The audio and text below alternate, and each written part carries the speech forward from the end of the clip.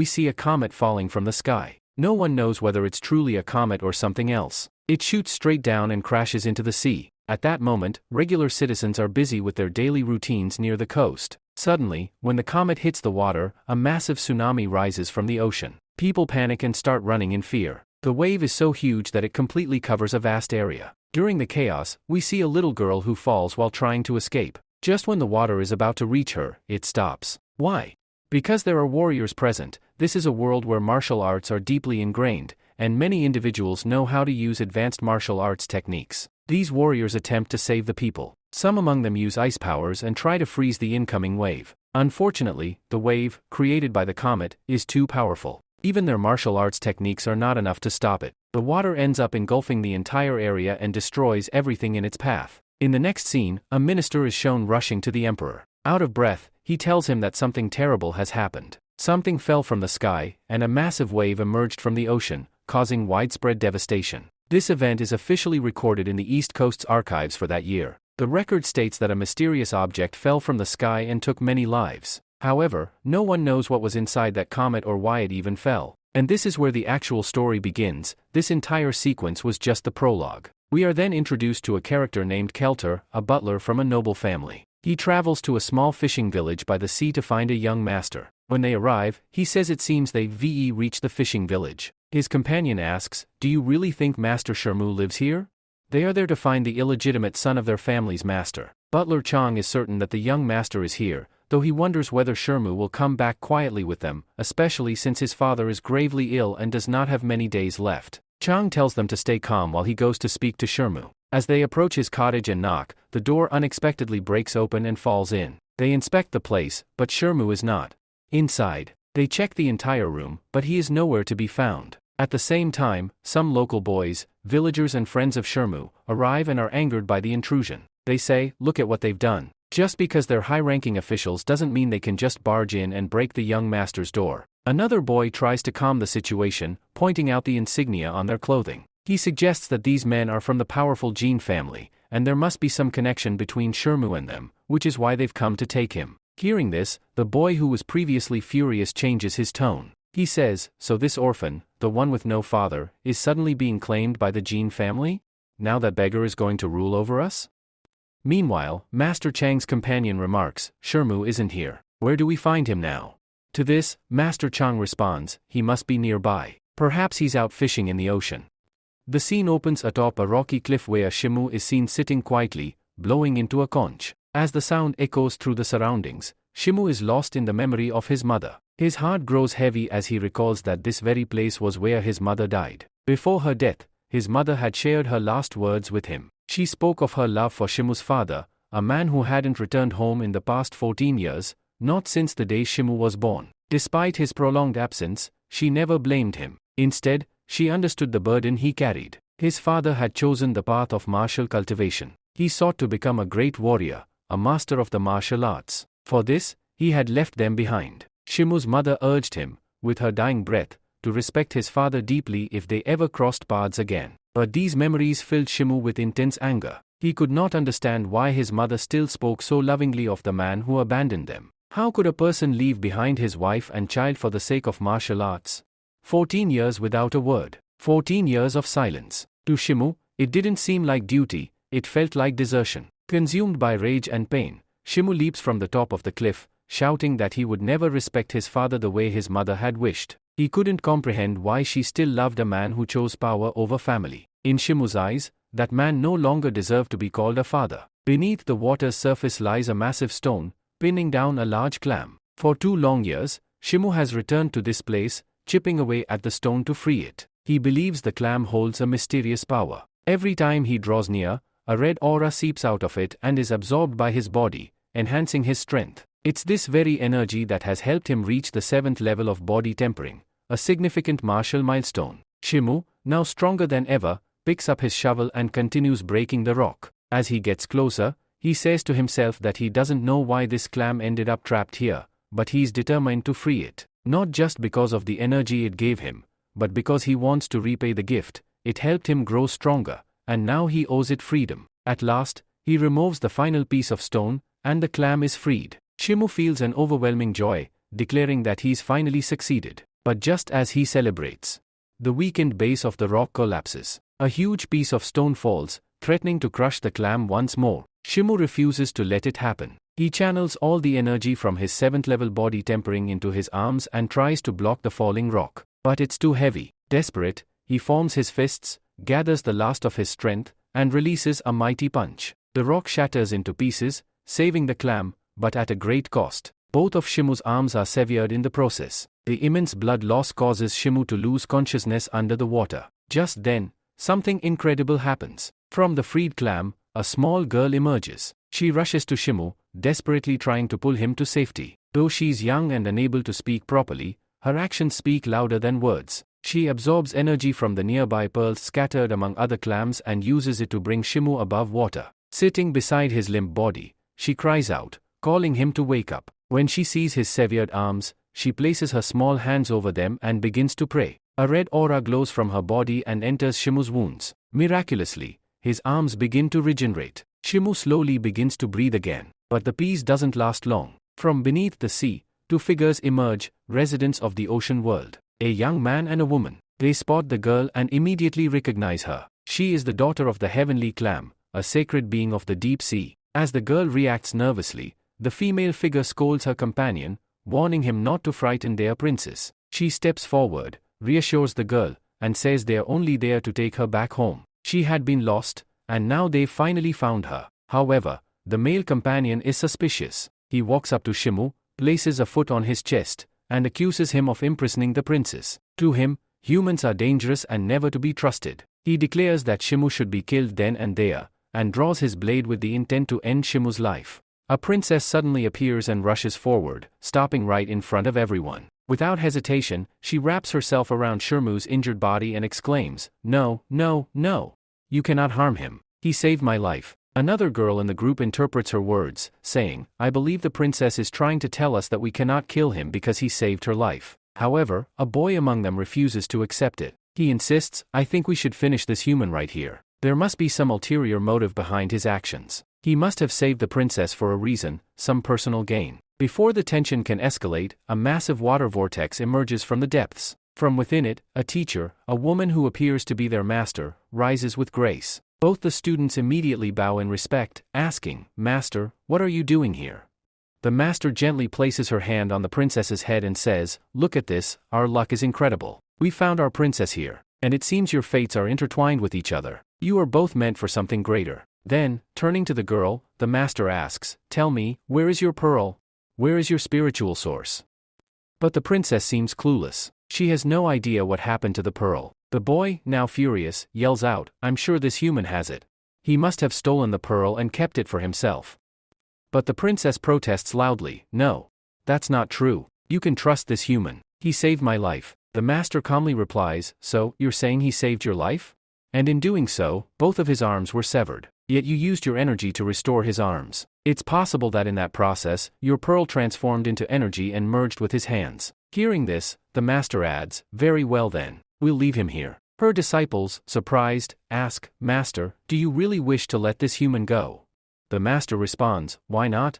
He saved the spirit of your race. I believe it is now our duty to save his life in return. I want you to carry him and leave him safely on land." Though clearly unhappy with the decision, the disciples obey. They pick up Shimu and carry him to the shore, leaving him there. As they return to the water, the princess walks alongside her master. The master turns to her and says, "Jiangzhu, you've already done everything you could for this human child. You've pushed your powers to the extreme. I don't think you'll ever see him again, nor will you be allowed to. There's a vast gap between us, the ones who live under the sea, and the humans who dwell on land. We cannot meet each other so easily." With those words, they vanish into the water. Shimu, now alone on the beach, slowly regains consciousness. He sits up and winces in pain. "What is this? I'm hurting all over," he says. But when he looks at his hands, he is stunned. They're intact. "What happened to my hands? They were gone. I remember clearly. How are they back?" As he tries to make sense of it, he notices a small crystal bead near him. He picks it up and says, "What is this? Whose crystal bead is this?" Suddenly, faint memories return. "I remember.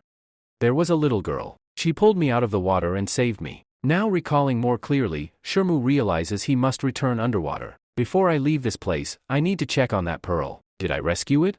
The one I've been digging for the past 2 years?" He dives back into the water and confirms that the pearl embedded in the stone is no longer there. It has been released. Returning to the surface, he sighs with relief. Thank goodness, it's gone from the stone. But ever since I regained consciousness, I can't remember what exactly happened down there. All I know is that there was a little girl, and she saved my life. As he walks back through the forest towards his home, an old man named Master Chung appears and stops him. He asks, "Young Master Shi, is that your name?" Shi replies, "Yes, my name is Young Master Shimu. But who are you?"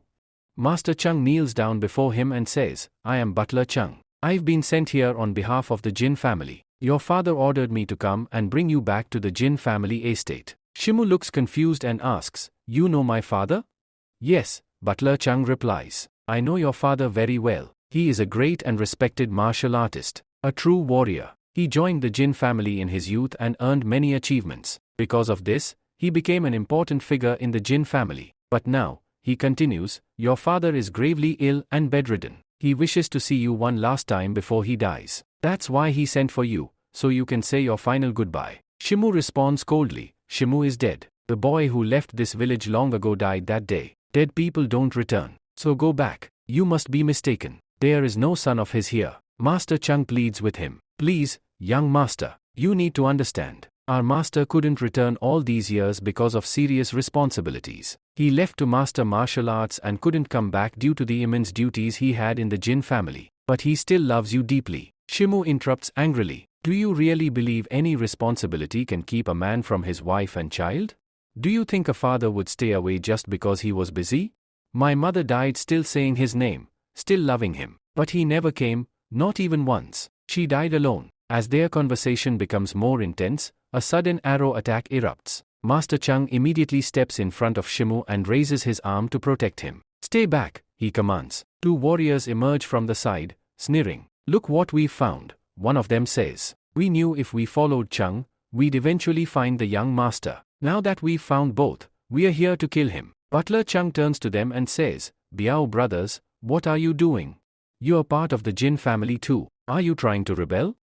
Shimu whispers to Master Chung, "I think your family is our enemy." But Master Chung corrects him. "No, not my family. Your enemy. They are here to kill you." The Biao brothers sneer, "Get out of the way, old man. Hand over the boy. We only here for him. Pretend you were never here. If you interfere, you'll die too." Master Chung narrows his eyes. It seems the fifth elder really wants the young master dead. He's even sent thugs like you. But as long as I stand here, you won't touch him. One of the Biao brothers laughs. "Do you really think you alone can stop both of us?"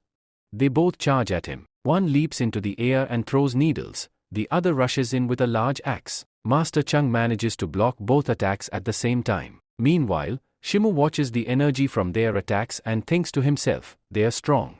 No, all three of them are incredibly powerful. Just feel that energy." The Biao brothers grow frustrated. This old man still has tricks up his sleeve. He's holding us back. They continue their assault. The larger brother charges with his axe, but Master Chung hits him with his palm, sending him flying back into a rock. As he hits the stone, Master Chung shouts, "Where's the other one?" The second brother jumps back and lands behind Shimu with his needles ready. Master Chung quickly turns around, realizing the danger to Shimu. Suddenly, we see blood. Master Chung had leapt in front of Shimu just in time. All the needle spears into his own body instead. Shimu rushes to him. "Master, are you all right?" But Master Chung is gravely wounded. The other brother rises again with his massive axe. "Now there's no escape," he growls. "First I'll kill you, then I'll kill this boy." He charges forward for a final strike. Despite the sudden assault, Master Cheng managed to block the attack and spun around. As he turned, he released power from his palm. Just as he noticed the second attacker coming at him with needles, he reacted quickly. He redirected the elder brother in front of him, causing the needles to pierce into the elder's body. Screaming in pain, the elder cursed at the younger one, blaming him for the mistake and yelling that he should have been more careful. That single attack left the elder brother badly injured and he collapsed. Meanwhile, the younger one continued advancing with his needles. However, his aim was thrown off when Shimu threw a stone at him. Yes, Shimu had picked up a rock and hurled it, interrupting the attack. Shimu still held another stone, ready to strike again. Furious, the needle wielder turned to Shimu and yelled, accusing him of ruining the attack and injuring his elder brother. But just as he was distracted, Master Cheng emerged from behind, plunged his hand into the attacker's body, and calmly said, "You are an assassin. But you don't even know that during a fight, your focus should remain on your target." And with that, he decapitated him. After eliminating the threat, Master Cheng collapsed to the ground, exhausted and wounded. Shimu rushed to his side and asked if he was alright. Master Cheng reassured him, saying it was nothing serious, just minor wounds that he could heal on his own. He began to self-heal using his energy. But Shimu was upset. He told Master Cheng that it was because of him he got injured, and now that they were even, he would leave. As he started walking away, Master Cheng stopped him and said, "Young Master Shi, do you really think you're safe here? These people won't stop until they kill you. They will return." Shimu replied bitterly, "So that's why you came? Because they want to kill me? Because of my father?" Cheng nodded. He explained that ever since certain members of the Jin family discovered Shimu's existence, the son of Master Jin and heir to his legacy, they wanted him dead. All of the family's wealth could legally go to Shimu, and the elders saw him as a threat. While some of them were extremely angry, others were outright hostile. Cheng expressed doubt that Shimu could survive here for long. Frustrated, Shimu punched a rock and shouted, "Again, my father gets in the way. So if I want to live, I have to survive on the scraps he left behind? Otherwise, I'll be killed by the elders?" Then, emotionally charged, he cried out, "My father abandoned me and my mother the day I was born. We lived in poverty while he enjoyed his life with the Jin family. He married someone else, had a new life, and was indulging with other women. And when my mother was dying, he didn't even come to see her. She always claimed to love me and even asked me to respect him, but why should I? You think I'll return to the Jin family just because he wants me to? I don't even want to see his face. If this isn't because of him, then tell me, why do all these people want to kill me? I was living a peaceful life, and now because of him, I'm being hunted." Master Cheng then explained something surprising. "Not everyone wants you dead," he said. "Your father's mistress, his second wife, wants to protect you. She's the young miss of the Jin family, and she wants to keep you alive. If you come with us to Feng City, she can use her position and influence to keep you safe. Nothing will happen to you there." Master Cheng then picked up one of the needles and said, "But if you insist on staying here, I'll have to leave you, and I can't promise anyone will be around to protect you. I have a mission to complete and must return. Whether you come or not is your choice. But if you don't come, you'll be an easy target, and they will kill you." Shermu says, "So you're telling me that if I stay here, I will die, but if I go with you, I'll live?" Master Cheng replies, "Yes, that's exactly what I'm saying. You have to come with us. Right now, you're at the 7th level of body tempering, but your cultivation is very low. My mistress gave me strict instructions to get you admitted to a martial arts school, and I'll make sure you're enrolled in one. But for that, you'll need special influence, like the support of a noble family." He continues, "You want to become a martial artist, but if you can't even protect yourself, how will you become one? Have you never dreamed of becoming a powerful warrior? Have you never wished to rise above the life of a fisherman, to step outside this small village and explore the vast world? You'll discover new martial arts techniques, meet new people, learn new skills. Isn't that what you want? Don't you want to walk the path of martial arts?" Shermu, listening to these words, is reminded of his mother. She had said the exact same things, that his father once left this village to pursue martial arts because a man must chase his dreams. Now he's thinking, this man is saying the same thing. Could I really become a warrior? Could I truly fulfill my mother's last wish? Then Master Cheng adds, "I forgot to tell you something important. The Kaizuan Martial School is conducting a recruitment ceremony. It happens once every 5 years. Very few disciples are selected. If you wish, you can try for admission. We can only introduce you there. Passing the entrance test will entirely be your responsibility. Whether you get in or not will depend on you." When Shermu hesitates, Master Cheng says, "Fine, it's clear you don't want to come. I'll go tell my mistress that you refused." But Shermu stops him, saying, "Wait, let me think about it. Give me a moment." After some thought, Shermu agrees to go with him. They set off in a cart, beginning their journey. Shermu asks, "Master Cheng, how long have we been traveling? Why haven't we reached yet? How far is this place?" Cheng replies, "We're heading towards Feng City. It's very far from your fishing village. The journey will take a full month. We must keep moving like this every day." Along the way, Cheng tells Shermu about their dynasty. "We live in the Chuanzhou dynasty. Feng City is the largest city in this dynasty." Before leaving, Shermu bids farewell to his village and to his mother's grave. She had made him promise to become a great warrior, a true martial artist. Now, that journey has begun. His goal is to join the Kaizuan school and become an extraordinary martial artist. He also starts thinking about his father, who he hasn't seen in 14 years, and feels excited that he might finally meet him. While on the road, Shirmu says, "Master Chang, since this journey is going to be long, can you tell me about the cultivation levels?" Chang agrees and explains, there are 3 main cultivation levels in martial arts. What you call body tempering in your village is actually the first level, martial disciple. The second level is called Hotian warrior. These warriors can absorb qi into their bodies and use it to perform skills. A single Hotian warrior can be as powerful as 100 ordinary fighters. The third and highest level is the Xiantian warrior, also known as the emperor level. These warriors can manipulate qi just with their thoughts. They're so powerful they could end someone's life using only their will. Reaching this level is incredibly difficult. I call them king-level warriors. Even king-level warriors are nowhere near as powerful as those in the emperor level. As far as I know, there are only 7 or 8 emperor-level warriors in the entire kingdom. Shirmu, shocked, asks, is it really that hard to reach the emperor level? Chang replies, yes, it's extremely difficult. Even the emperor of our dynasty respects these warriors and listens to them. But for you, that path is still very far away. Right now, you can't even use qi. So don't worry about the emperor level yet. Your journey has just begun. Shimo's journey spans 30 days, and this story begins on the final day, the day he arrives at Feng City. As he reaches, a heated argument breaks out between a man and his sister. The man is furious because his sister, Shimo's stepmother, wants to give the rare and powerful killing pill to Shimo. The man argues that the pill should be given to his own son, who, according to him, is far more deserving. He believes his son has the potential to pass the examination of the elite Kaizuan sector and become a part of it, a feat that only a few manage to achieve. He accuses his sister of favoring Shimo, an outsider whose father is now dead, and claims that Shimo's lineage doesn't justify such a valuable gift. His sister responds with anger and authority. She reminds him that Shimo is the biological son of her late husband and the only heir by blood. She firmly believes that Shimo deserves the killing pill because of his father's immense achievements. She releases a surge of energy, a show of power, and warns her brother to stay silent.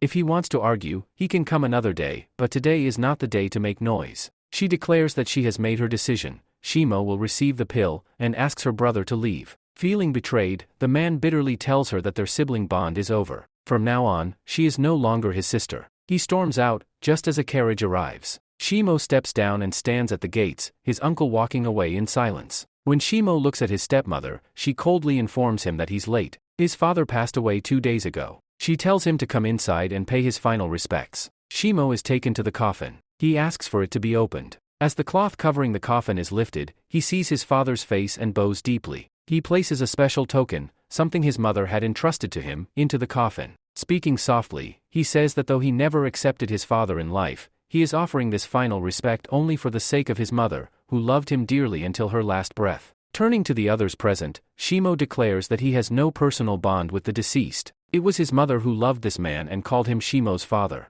As far as he is concerned, all ties end here. Outside, his stepmother, Aunt Jin, pulls him aside and gently tells him that he didn't have to say all that in front of everyone. She offers him a compromise. If he cannot call her mother, he may simply call her Aunt Jin. She introduces him to a young girl, telling him this is his half-sister, her daughter with his late father. Her name is Yu Yuan. She tells Yu Yuan to greet her big brother, and Yu happily runs up to say hello. Shimo, moved by her innocence, feels genuine joy for the first time in a while. Later, Aunt Jin explains more. She tells him that after his father left his mother, he married her and became the master of this manor. With his passing, everything now rightfully belongs to Shimo, as the eldest son. She makes it clear that while she wishes to stay in the manor with her daughter, all the wealth, property, and legacy are now Shimo's. He can rule over the estate as he wishes. Then she shows him his father's armor and crown, relics of his days as a warrior. She explains how his father earned everything through sheer bravery and martial arts mastery, becoming a respected member of the Jin family.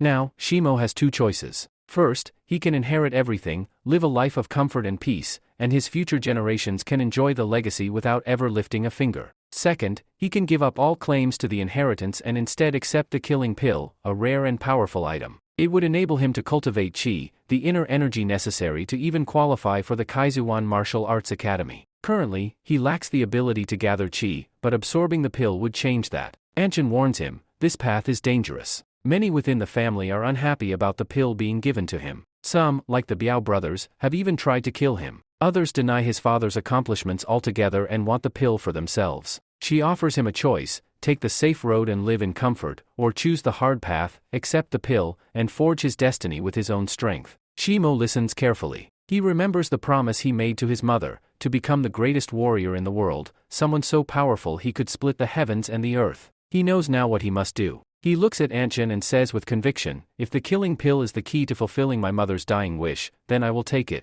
I will not back down, no matter how dangerous the road ahead may be. I will become a legendary martial artist. And so, with his choice made, Shimo steps forward into a future of uncertainty, ready to face every challenge the world throws at him. The scene transitions to 3 months later. Shimo is now shown training under a master named Master Li. During the training, Shimo charges at Master Li with his sword, attempting to attack. However, Master Li counters him effortlessly with a punch, sending him falling backward. Master Li then sternly tells Shimo, only 9 months are left before the selection competition begins. Do you really think, with your current skills, you'll be ready to even participate in it?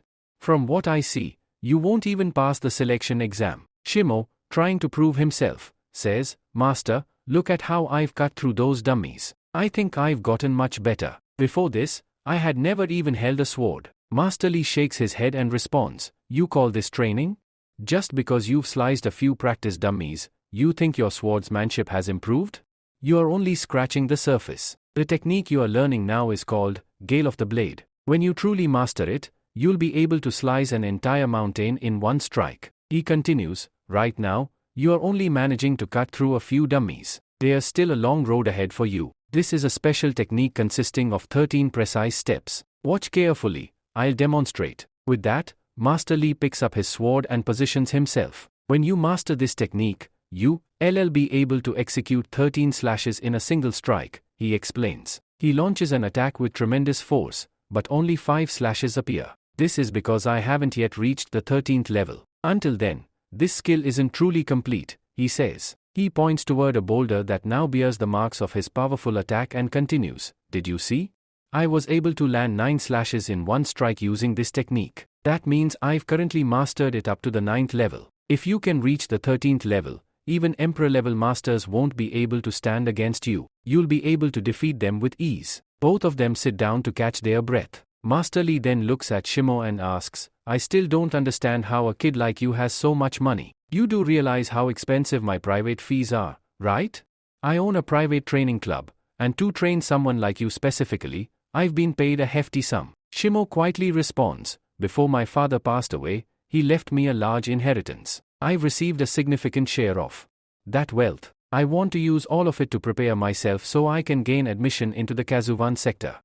As the scene shifts, we are shown a flashback where Shimo is seen speaking with his Aunt Jane. He tells her, alright, I choose a different path. I won't just sit here enjoying my father's legacy. I want to become a warrior. I will use every opportunity and every person around me to grow stronger. Hearing this, Aunt Jane replies, now that you've chosen your path, I will help you. If you had chosen the safer route, you could have lived a life of comfort under my protection. But now that you wish to walk the warrior's path, I must warn you, you must especially be careful of your 5th uncle. He has a son around your age, and he too wants to join the Kajuan sector. For this, he seeks the killing pill, but we don't want to give it to him. So, he will try every chance he gets to eliminate you. Shimo already knew that the 5th elder had also sent the Biao brothers to that place. Master Li tells Shimo that the Kajuan Martial School, one of the 4 great academies of the kingdom, is extremely competitive. Every year, thousands apply, but only a few make it in. Do you really think you can gain admission? Master Li asks. You'll be competing against others your age, all chasing the same dream. They will come fully prepared. Shimo replies confidently, I know what I need to do. In the months before the exam, I must push my body tempering art to the 9th level or beyond. As for the other requirements, Aunt Jane will handle them. She is going to give me the killing pill that will help me sense and absorb energy. Master Li nods. That's good. But before that, you need to master the martial arts techniques. Now that you were rested, get up. We must resume your training. There's not much time left before the exams begin. As they resume, Shimo says, Master, since we are restarting training, could you teach me a fist technique?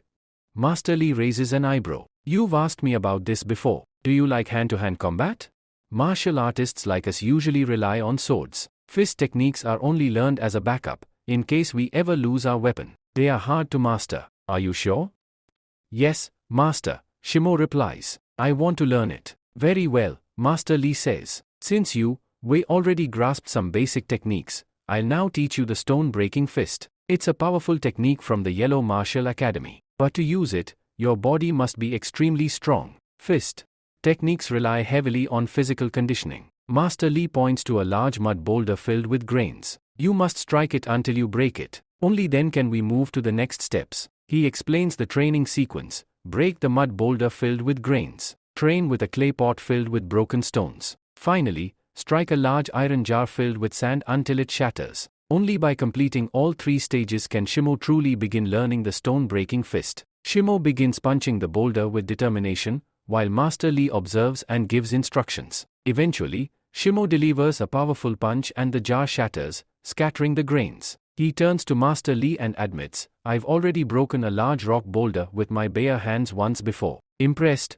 Master Li skips the second stage and brings out the iron jar filled with rocks. But Master, Shimo protests, you said the second stage was a clay pot with stones. Master Li smiles. You just told me we already surpassed that stage. So let's see you break this one. Later, Shimo's hands are bruised and swollen from repeatedly punching the iron jar. He looks at them, bloodied and injured. Master Li observes and says, these wounds, the swelling, the blood, they show your dedication. Keep training like this every day. Only then will your hands become strong enough to break stones without injury. But, Master Li adds, you need rest now, at least 3 to 4 days. Only then will your hands heal. Shimo sighs, I feel like I'll need an entire week to recover. I can't even hold a sword right now, let alone practice sword techniques. In response, Master Li throws him a book. This is a special technique manual to help you temper your body. You can't fight right now, but you can read. I'll be gone for a week. If your hands recover before I return,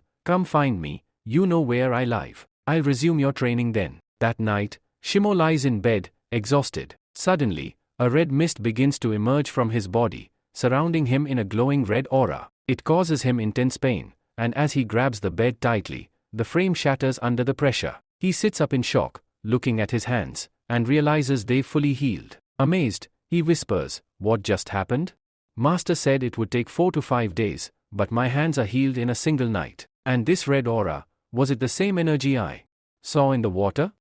Without wasting time, he began cultivating right then and there. While cultivating, Shimo experiences a level up. The next scene cuts to the following day, where it's raining, and Shimo is out hunting for food. He chases a monster, which keeps running ahead of him. Shimo follows in pursuit and attempts to strike it with his mountain-breaking punch, but the boar-like creature leaps out of the way just in time. Determined, Shimo continues chasing it with his sword. He had been learning both swordsmanship and the mountain-breaking punch, and now he's able to use them effectively. Using his sword, he slashes through several trees, causing a large one to fall directly in the monster's path, blocking its escape. Shimo then approaches with his sword drawn and says, looks like there's no way out for you now. As the monster turns aggressively to attack, a loud sound is heard, and the scene cuts to Shimo carrying the defeated monster. He says, looks like I can now easily release 600 pounds of force with my mountain-breaking punch. That's how I caught it. My blade art has also improved significantly. I think I should go call Master Li now since I fully recovered.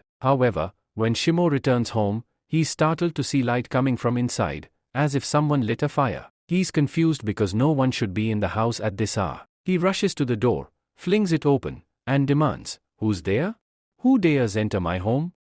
Inside, he finds a father and daughter. They plead, young master, please don't attack us. We didn't mean to trespass. It's raining heavily, and we had nowhere else to go. Shimo observes that they appear harmless. He notices the girl, who, it turns out, will later become the story's heroine. Her name is Zhongjuo, and she's just 14 years old. Shimo brings the monster meat inside, cooks it, and offers them some food. The girl initially refuses, but her father gratefully accepts and encourages her. She protests, saying, Father, how can you do this?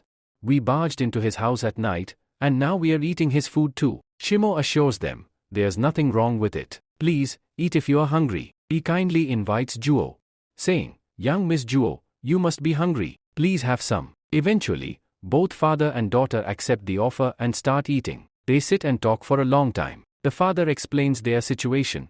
They are traveling and their family, the Zong family, is in deep trouble. They had been attacked, and their situation is dire. Juo tells her father, I think they'll cancel the engagement now, to which her father replies, I don't think they will. You are intelligent and beautiful. Whatever happened is due to the W family. He reassures her, you don't need to worry anymore. I'll make sure you have a comfortable life from now on. Meanwhile, Shimo is silently thinking, which W family are they talking about? There are 4 major families in this state, and the Jin family is one of them. Suddenly, thunder flashes across the sky, and Shimo senses something unusual, as if someone is approaching. He says, someone's coming. He grabs his sword and positions himself near the door. But instead of the door, the side wall is smashed open, and someone bursts in, launching an attack. Shimo quickly grabs the father and daughter, jumping to safety. They look to see who entered, and to their horror, it's a zombie. The father yells, it's a zombie. The zombie charges at them, mouth wide open. Shimo attacks with his sword, slashing the creature repeatedly, but nothing happens. The zombie is unaffected, leaving Shimo shocked. What's going on? My attacks aren't working at all. The zombie strikes at Shimo with its claw. Shimo dodges by jumping back and then uses his blade technique to unleash multiple slashes, but the zombie remains unfazed. He realizes, this thing can't be killed by regular means. The zombie turns and attacks Shimo again, slamming him into a wall. His sword falls from his hand. Now unarmed, Shimo watches as the zombie turns its attention to the father and daughter. The father pushes Juo behind him, then rushes to pick up the fallen sword. He charges at the zombie, prompting both Shimo and Juo to shout, don't do it. Swords don't work on it. Ignoring their cries, the father swings the sword at the zombie. There's a strong slash, but then blood pours from his mouth. The zombie had pierced its arm through the father's body. As it pulls its arm back, more blood gushes out. Juo screams in horror. Her scream is so powerful that it causes the zombie to stumble for a moment, and she continues screaming, overwhelmed by fear and shock. Shimo moves forward with great speed and determination. He channels his full power and uses his devastating mountain-breaking punch to strike the zombie. The force of the punch is so intense that the zombie's body is shattered into pieces. With the body completely destroyed, the zombie can no longer rise again. As the zombie's body collapses and disintegrates, a token and a badge fall from its remains. Shimo picks up the badge and examines it, wondering aloud, what is this? It seems like this badge used to belong to him before he turned into a zombie. Maybe this was his identity. Perhaps he was once a soldier. Meanwhile, the scene shifts to Juo, who is sitting beside her father, checking on him. Blood is coming out of her father's mouth. Shimo rushes toward them and calls out, Uncle Jeong. Uncle Jeong. Are you okay? The father, in his weak and fading voice, responds, my daughter, please forgive me. I can't go any further with you. I think my time has come. I'm going to die here. Juo cries out in desperation, no, Dad. Please don't say that. Master Jeong turns to Shimo and says, young hero, please do me one last favor. You've already saved both of us and given us shelter. But now, I ask for one more thing. My daughter has no one left in this world. Will you take care of her for me? He continues, with my death, the marriage contract between the Juo family and the W family will be cancelled. My daughter was supposed to marry their young master. I'm not asking you to make her your wife. I just want you to keep her safe. Make sure she has food to eat, and let her live in freedom. That's all I wish for. Juo protests, saying, Dad, how can you talk like this?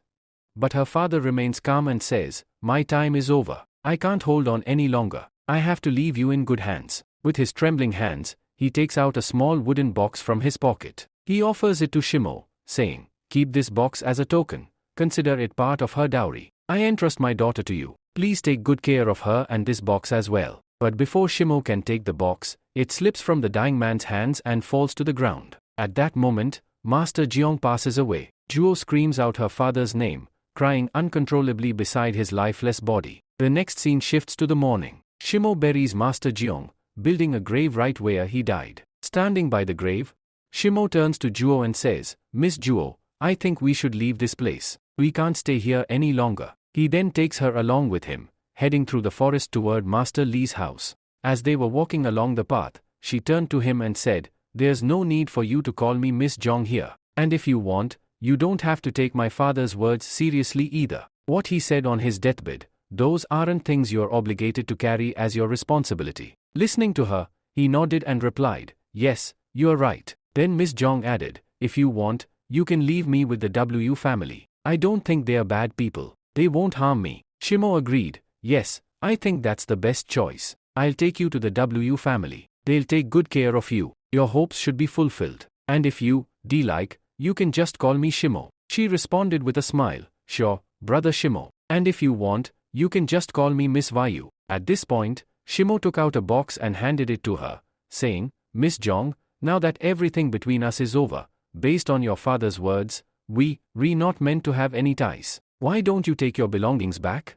She refused. No, I can't take it. My father gave it to you, and I believe you should keep it as a gift. You saved our lives, especially mine. I don't even know what's inside the box, but that's exactly why you should keep it. It's yours now. Shimo agreed. Alright. For now, I'll keep it safe with me. Arrival at the W family. In the next scene, we see Shimo arriving at the W family's residence. He presents his token to the guard, identifying himself and stating that he has brought the young lady from the June family. The W family consists of 3 brothers. The eldest, W Feng, comes rushing out excitedly. My niece.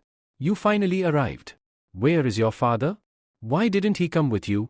Never mind, come in, let's talk inside. His son, W Hua, is also present. Incidentally, he is soon to be married. Before stepping inside, Zhong Zhuo turns to Shimo and says, Thank you so much for bringing me here. Shimo replies, It was nothing. I hope we meet again someday. She goes inside with the W family, while Shimo watches from outside. However, the young master of the W family keeps staring intently at Shimo as he departs. The return to training, Master Li appears. The next scene shifts to Master Li, whom Shimo brings to his side. I've already recovered, Shimo tells him. Master Li, surprised, says, I never imagined you'd recover this quickly. Your fist and gale art have both improved significantly. You've been training alone these past few days, haven't you? You're learning much faster than I had expected. However, Master Li suddenly lowers his head, clearly disappointed. Why did you stop training with me? Why did you go deep into the mountains to train alone? Shimo explains that he had gone into the deep mountains for better training and gained valuable experience there. However, he deliberately hides the fact that he was attacked by a zombie. He thinks to himself, if I tell Master about the zombie, he might go insane. Still, Shimo expresses gratitude. Thank you, Master. You taught me the stone-breaking fist and the gale force blade art. But I have another request. Could you teach me the iron body tempering method? Master Li is shocked. You want to learn the iron body tempering technique? Shimo affirms, yes, Master. I need to go beyond the 9th level of my QI cultivation. I must break through to the 10th or even the 11th level before the examination starts. I have to be ready for the academy's entrance test. Even if I can't reach the 11th level, at the very least, I must master the iron body technique. This, he believes, is essential for what lies ahead. Master Li with a request to learn a powerful technique. Master Li, calm and serious, agrees to teach him but warns that this technique comes with significant drawbacks. He explains that it requires an enormous amount of money due to the rare and expensive ingredients involved. Shimo, undeterred, assures the master that money is not a problem. He can arrange everything needed. However, Master Li cautions him further. The method is extremely dangerous. It involves pushing the body to the limit, breaking it down repeatedly, and then forcing it to regenerate. Even this does not shake Shimo's resolve. He confidently states that he is not afraid of any danger or risk. Seeing Shimo's unwavering determination, Master Li says, Alright, if you truly won't back down and are set on learning this body tempering method, then I'll share a secret with you. This technique, iron body tempering, is a unique skill of the Yellow Martial School. It cannot be taught to outsiders unless certain conditions are met. Master Li agrees to teach him on one condition. Shimo must do something for him.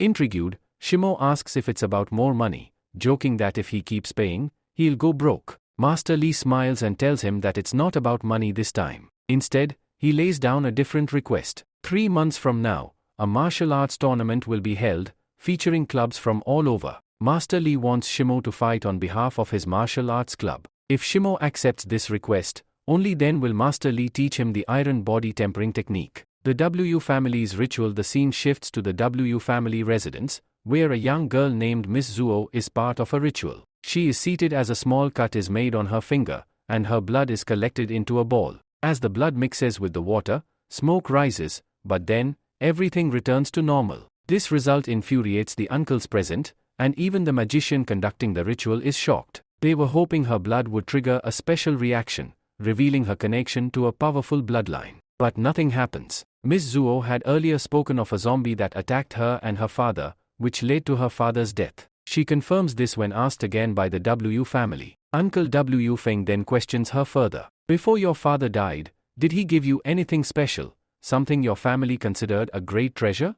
Miss Zuo becomes nervous. The truth is, her father did give her a small wooden box, but it is now in Shimo's possession. She lies, saying she received nothing. WR, observing from a distance, reads her expressions and realizes she is hiding something. Still, Miss Zuo insists, no, he didn't give me anything. I don't remember anything. The second uncle yells, refusing to believe her. Master W Feng steps in, telling them to let her rest as she must be exhausted, and she is escorted back to her room. Once she is gone, WR speaks up. Since her blood showed no reaction, he declares that he cannot marry her and suggests cancelling the engagement. Master Feng, the second brother, turns to his older brother and voices his disappointment. When they arranged this marriage alliance with the Zuo family, they hoped the girl would bear a warrior and strengthen their bloodline. But now, that seems unlikely. The eldest brother, however, holds on to hope. He believes that since the girl is still young, her bloodline might awaken in the future, and she could yet give birth to a warrior. He insists they let her stay for now, believing the potential still exists. This decision angers the young master, who openly refuses the idea of marrying her. If you want her to stay, fine. But don't expect me to marry this ugly girl, he snaps. He makes it clear that he wants no part in this matter. As tension fills the room, the third brother intervenes. He calmly suggests a solution. If your son doesn't want her, then let her marry my son. I think she's quite beautiful. If she gives birth to a warrior, better it be with my son than no one at all. His proposal shocks everyone present. After hearing this, the second brother says, your son is crippled and extremely naive. He still behaves like a child despite his age. We don't think this girl would ever agree to marry him. Even though she looks dirty and unattractive, she's still not going to accept a marriage with your son. Then, the third brother replies, do you think the girl has any say in this matter? The moment she stepped into the Wu family, her fate was sealed. We will decide her future. She will marry whoever we choose and reject whoever we tell her to. Just hand the girl over to me. Perhaps she can give our family a warrior in the future, but that warrior will be born from my son. Upon hearing this, Hua Baiyue, who had remained silent until now, starts clapping and says, I believe she's a perfect match for my cousin. Even if he's naive, he can still have a lot of fun with her. And if she ends up giving birth to a warrior, it's still our family who benefits. Saying this, he leaves. Before leaving, he adds, oh yes, I remembered something else. I think the secret box you're all talking about is with the boy who brought the girl here. Do you know who he is? He's none other than young Master Shimo, the future heir of the Jin family. He continues, before his death, Shi Ting had revealed that he had a son living in a remote fishing village, and that boy was destined to return. This is that very son. The others, shocked, respond, but how can we go against the Jin family? If that box is truly with him, we can't just take it by force. The first brother says, you're absolutely right. The Jin family is one of the 4 major families. Picking a fight with them would be foolish. I suggest we pay someone to do the job for us. We can't get involved directly. The second brother agrees, all right, brother. We'll do as you say. Meanwhile, the third brother is pleased, knowing he has found a bride for his son. The scene shifts to Shimo, who has returned to his home. He opens the secret box and finds inside a manual, ancient scriptures, and a formula for crafting a special pill. These items have been passed down through generations in his family. Among the documents is the recipe for a dangerous substance called the Black Stone Poison Sword Pill. This pill is colorless and odorless, and when administered, especially while someone is sleeping, it causes immense pain while keeping the person unconscious. A few days after ingestion, the person dies. As Shimo reads all of this, he is disturbed and wonders, what kind of family is this Wu family? Why would they preserve such dangerous knowledge in written form? Why did my father give all of this to me instead of his own daughter? These texts describe methods for making weapons and poison pills. The handwriting is ancient, it's clearly been passed down through generations. He also finds a sword inside the box. The scene transitions again, now showing Master Li. Shimo arrives with a bag of money and says, Master Li, I've brought the money. Please teach me the iron body technique. Master Li takes the money, checks each note carefully, and then says, very good. Now that you've paid in full, and begins to remove his clothes. Shimo, alarmed, backs away and says, Master. What are you doing? I came to learn, not this. Master Li laughs and replies, you fool. I'm teaching you the iron body technique. Your shirt will get soaked with blood. That's why I told you to take it off. As the scene unfolds, the man arrives, bringing with him two strong, muscular men carrying sticks. He turns to Shimo and says, "Boys, your training begins here." Shimo watches, confused, as the two men prepare to strike. Suddenly, the atmosphere changes. Shimo tries to maintain his composure and says, "Mother, it seems like I'm coming to see you." Then, without warning, the two men begin to attack him mercilessly with their sticks. The sound of bam, bam, bam echoes through the room, and Shimo's screams fill the air. A while later, we see Shimo's body covered in bruises. This brutal training is part of the iron body technique, which is taught by attacking the body repeatedly until it becomes resilient. Master Li, observing the condition, warns him, "This technique is extremely dangerous. I told you before, every day you will be beaten like this until your body and muscles adapt and become as tough as iron. Once your body no longer feels pain, your training will be complete." Despite the pain, Shimo boasts, "It doesn't hurt at all. I'm really tough." Immediately after, he collapses unconscious. Seeing this, Master Li rushes over, picks him up, and places him in a medicinal bathtub. When Shimo regains consciousness, he finds Master Li standing in front of him. Frightened and disoriented, he punches Master Li in the face. Master Li retaliates with a punch to his head and shouts, "You foolish boy. How dare you hit your master? I was genuinely worried when you passed out. I carried you here myself and filled this tub with expensive medicinal ingredients. Just sit and let your body absorb the energy." Master Li continues, "This tub alone costs a fortune. The ingredients inside are rare and costly. After every training session, you'll need to bathe in this to heal. From what I see, your body has excellent healing properties, you recover quickly. So how about we begin another session soon?"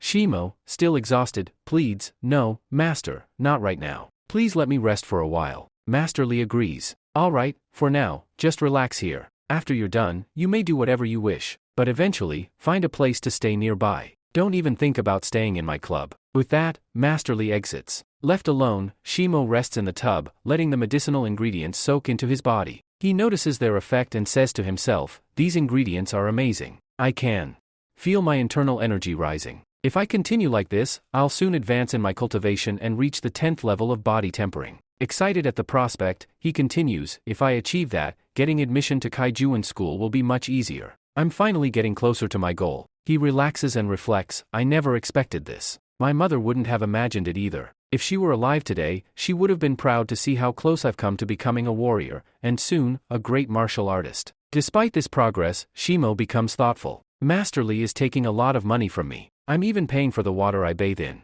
If this keeps up, I'll go bankrupt before I even join the Kaijuan Master School. My father left me some property, but at this rate, I'll have to sell all of it. I need to start earning money myself." As he's lost in thought, the wall beside him suddenly breaks, and two boys burst through, attacking him with sticks. One strikes the bath tap, breaking it, while Shimo quickly wraps a towel around himself and dodges the second attack. Reacting swiftly, he avoids both attackers and observes their movements. Noticing flaws in their techniques, he counters with precise punches, knocking both of them to the ground in a single move. Standing over them, Shimo demands, "Start talking. Who are you? Why did you attack me? Who sent you?"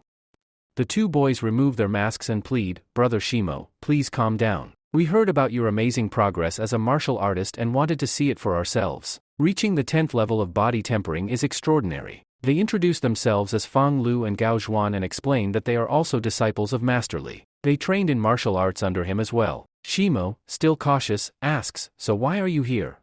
They respond, "Would you like to make some extra money? Because we have a way that you can earn quite well." Shimo, saying that they are also disciples and have come to speak with him. In response, Shimo questions their purpose, saying, "Even if you are my seniors, why have you come to see me?" One of them, Feng Li, replies that they've heard a lot about him, especially about his immense power. That's why they came, to exchange moves with him. They wanted to see for themselves whether he was truly as powerful as the rumors said. Shimo, understanding their intent, says, "So you came here to exchange moves with me? That means your real purpose is to test my strength. Then tell me clearly, why exactly do you want to test my power?" The two look at each other for a moment. Then Feng Li explains further, "Brother, now that we've seen you are sharp and strong, would you be interested in earning some money?"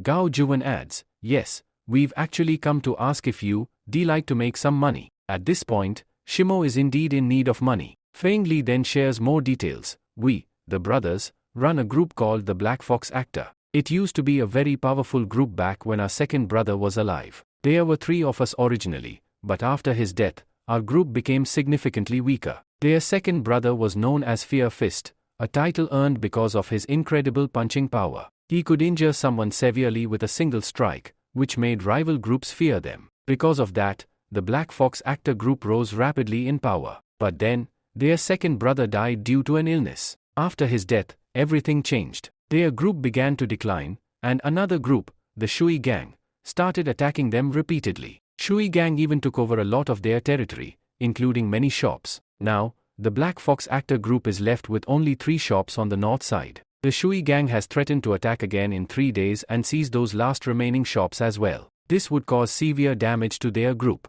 So, they ask Shimo for help. They want him to become their new second brother, not in name, but in action. They ask him to wear a mask, go in their brother's place, and teach the Shui Gang a lesson. In return, they promise him a substantial amount of money. Shimo agrees to their request. He puts on a mask and joins them. Together, they head toward the location and take position on the rooftop of a building. We see chaos erupting below. Members of a gang are being brutally beaten by another group. It's the men from the Shui Gang who are mercilessly attacking them. Watching this, Brother Fang Li turns to his companion and says, "Brother Shimo, do you see those men in blue uniforms?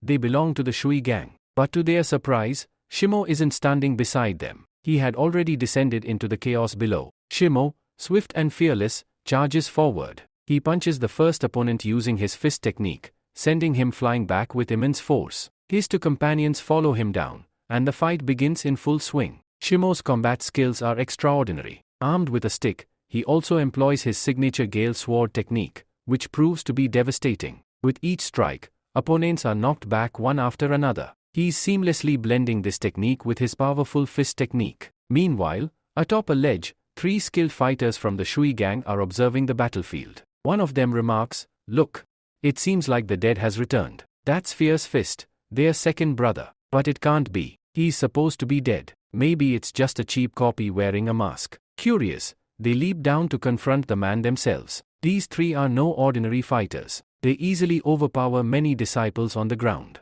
But just as they start to dominate, the scene intensifies with the entry of 3 major villains. One of them wields a massive whip-like weapon. He skillfully uses it to bind Shimo, pulling him toward him. Shimo's allies scream, "Second brother, are you alright?"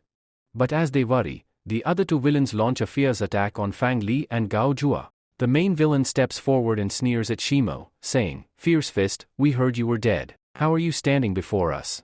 I never thought corpses could walk out of their graves. Usually, I don't take part in these fights myself, but since you're here, I figured I might as well come down. You barely stand a chance against me." As he starts to attack, something unexpected happens. Shimo breaks free from the ropes effortlessly and lands a powerful punch on the villain's face, sending him crashing into a wall. He then turns his piercing gaze toward the others and advances into the fight. Brother Fang Li is handling his own opponent with ease, even throwing him back. But that man is tough and comes charging again, stick in hand. Just before he can land a strike, Shimo intercepts and delivers another devastating punch, sending the enemy flying. Without losing momentum, Shimo rushes toward Gao Zhuan, who's locked in a sword battle. As swords clash, Shimo again steps in and lands a precise punch, overpowering the enemy. One by one, members of the Shui Gang fall to the ground, completely defeated. Scene transition, the Wu family. The next scene takes us to the Wu family estate, where we find Zhuo tied to a chair. Her hands and feet are bound. Confused and worried, she recalls how the 3rd uncle had approached her earlier. He had said, "Come with me, have some food.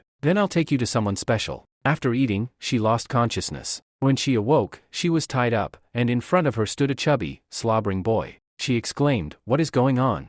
I was supposed to meet Wu Jun. No one told me he would be like this."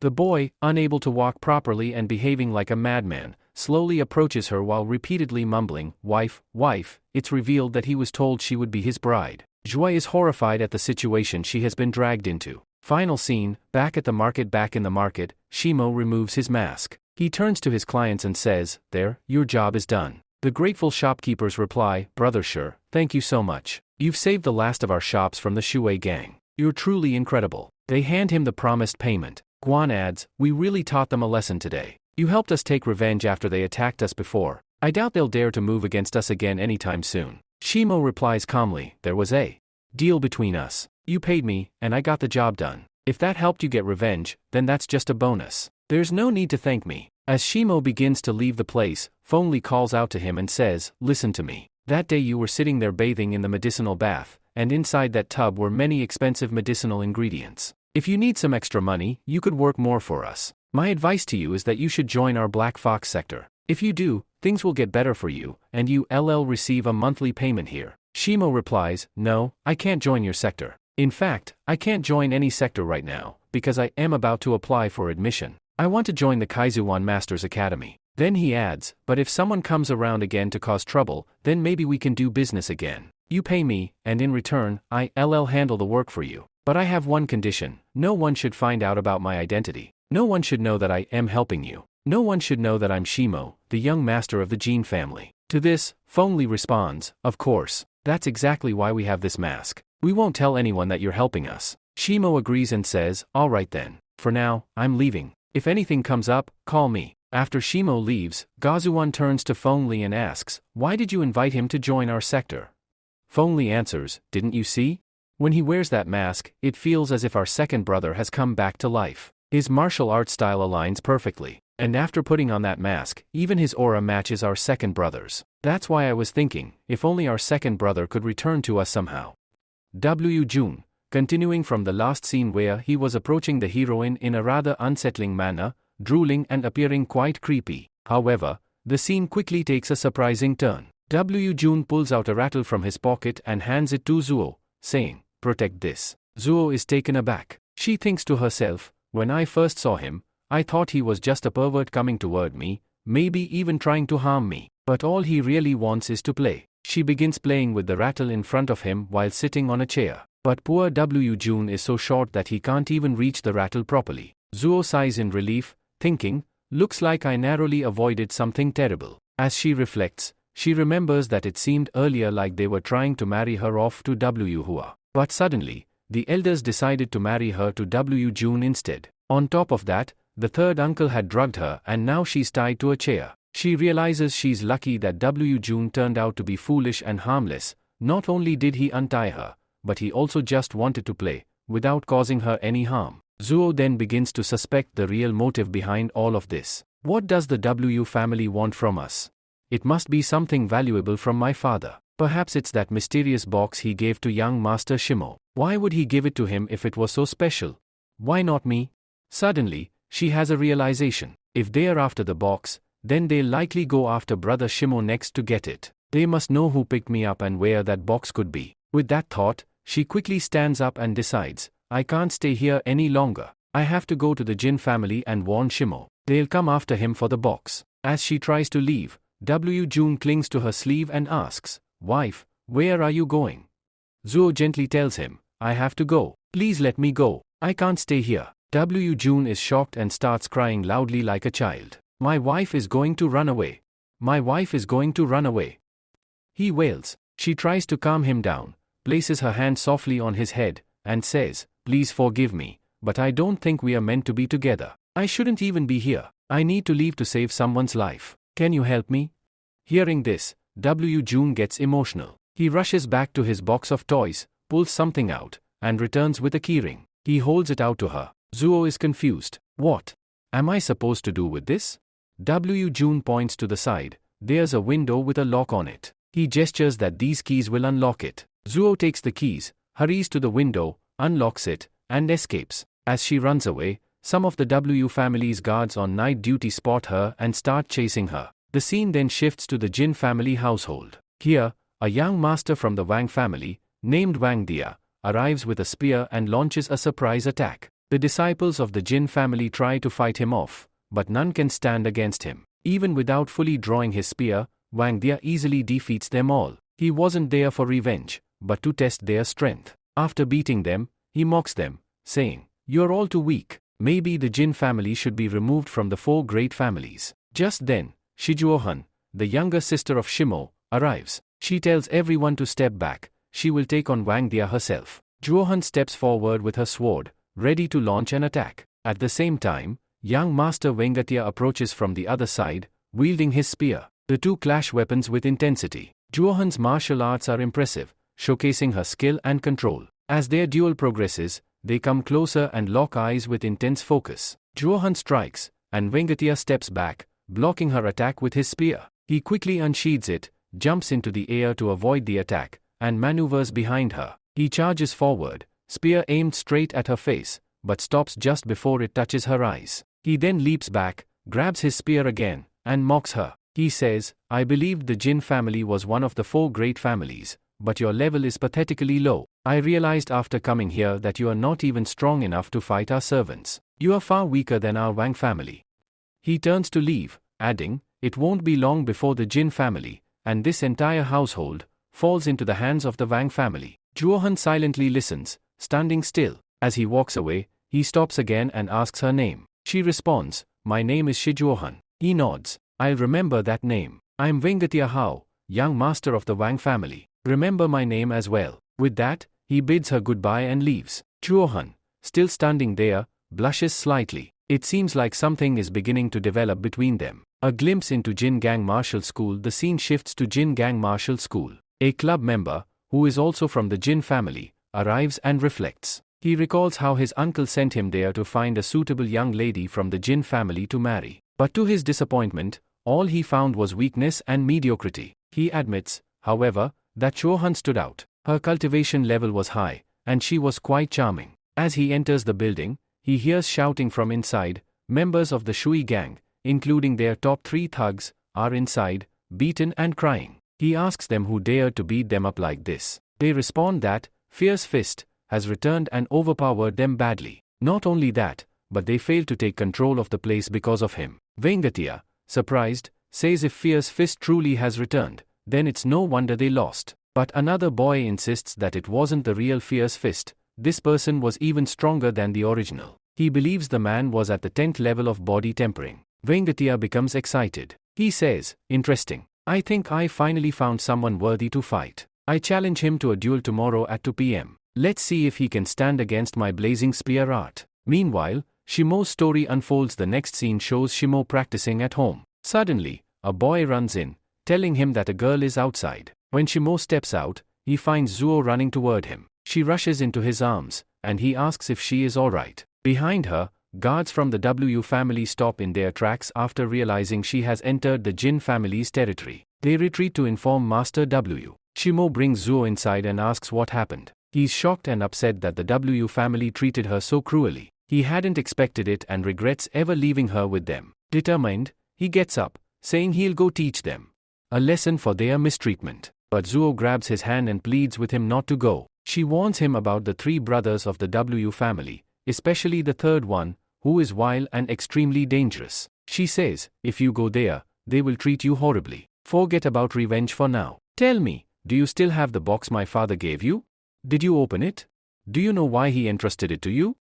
She fears the W family might attack again, just to retrieve that mysterious box. Sister Zhuo confronts Shimo with a serious question. She asks him to reveal what exactly was inside the box her father had given him. She suspects that the box is the reason why members of the Wu family are now after her, and she warns that they might also come after Shimo to retrieve it. Shimo calmly tells her that he had already opened the box. He shows her the contents, ancient papers covered in mysterious writings. When Zhuo examines them, she's baffled and admits she doesn't understand what they are. Shimo remarks that he expected as much and wasn't surprised by her reaction. Curious and worried, Zhuo asks, "Why does the Wu family want this box so badly?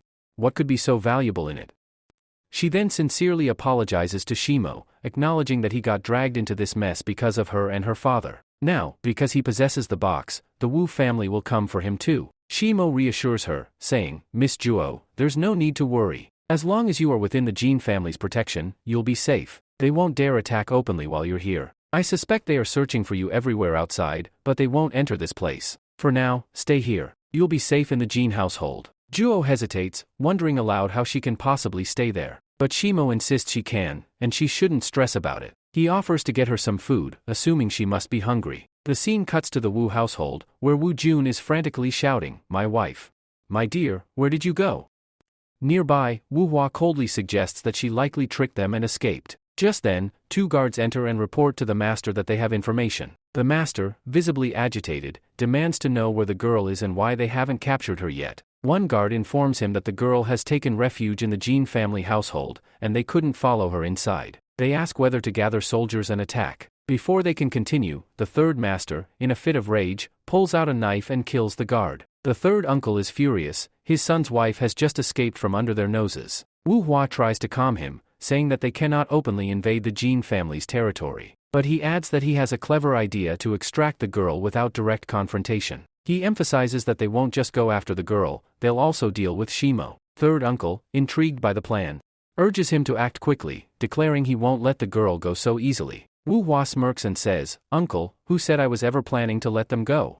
Anyone who dares cross the Wu family will face consequences. And we are not alone, others have problems with the Jin family too, especially with Shimo. I think I can use them." He's referring to the son of the fifth uncle. In the next scene, the fifth uncle's son approaches a girl named Shurju. He offers her money, pleading with her to ask her brother not to consume a valuable pill, and to give it to him instead. Shurju, visibly disgusted, brushes the money aside and lashes out at him. "Are you insane? You think you're worthy of that pill? You haven't proven anything. You want to become a proud warrior, but here you are, begging a girl to convince her brother to give up the pill?" He argues, "I need that pill. If I don't get admitted to Kaizuan Master School this time, my father will kill me."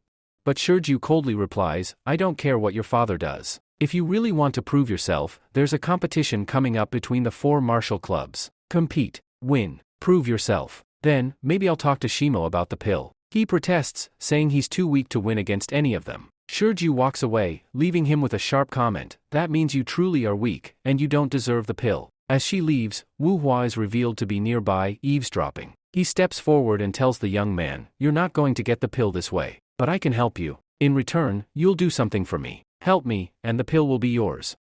In the next scene, we see Shimo. He puts on a mask and disguises himself as Fist to respond to an invitation he received for a challenge scheduled at 2 p.m. He rushes to the location, which is the Lufan Club, where earlier Wengshen had brutally beaten up everyone, including Shimo's 2 brothers, Li Feng and Gao Xuan. Both of them are lying injured, along with the rest of the club members. Wengshen looks at Shimo and says, "I knew you would come. So, are you really the one known as Fear Fist?"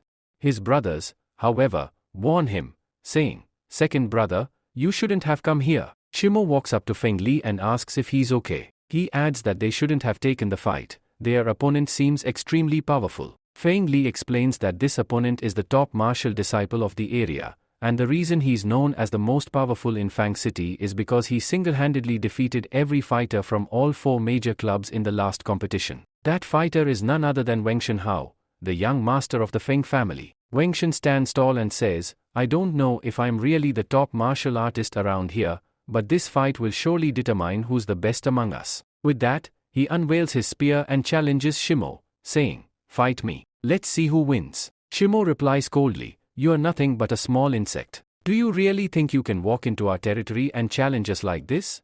At this moment, he's speaking not just for himself but on behalf of his entire club. Feng Li joins in and questions Wengshen, "How could you stoop so low? Why would someone like you fight on behalf of the Shui gang? What is your connection with them that you'd come here seeking revenge for their sake?" As soon as he says this, Wengshen hurls his spear toward him and snaps, "Enough of your nonsense. I'm here to fight the fist. Keep your mouth shut." Just as the spear flies towards Feng Li, Shimo intercepts it and punches the weapon midair, sending it flying back towards Wengshen, who catches it smoothly. Impressed, he says, "Your fist is indeed powerful. I've heard stories about it. But for now, forget about this garbage. I want to fight you, one-on-one. Will you face me, or are you going to stand there and watch others get beaten?"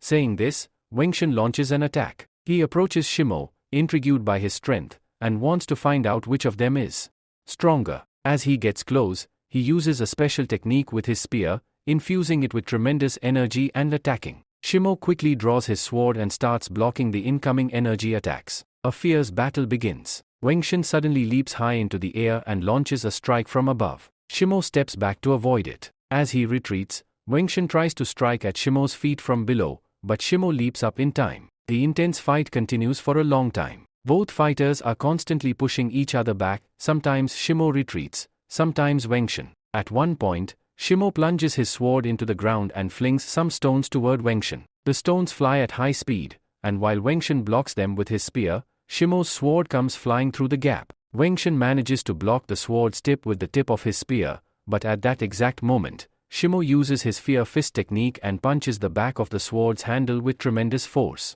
The power of the punch is so strong that both Shimo's sword and Wengshen's spear shatter on impact. The force throws Wengshen far back, and he crashes to the ground. However, he quickly steadies himself. As Wengshen looks up, Shimo approaches him, ready to deliver a final punch. But before the attack lands, Wengshen raises his hand and says, "Stop. We need to end this fight here. I am willing to make up for all the damage I caused. I will pay for everything." Hearing this, Shimo is left completely stunned. Shimo was surprised and said, "What are you even talking about?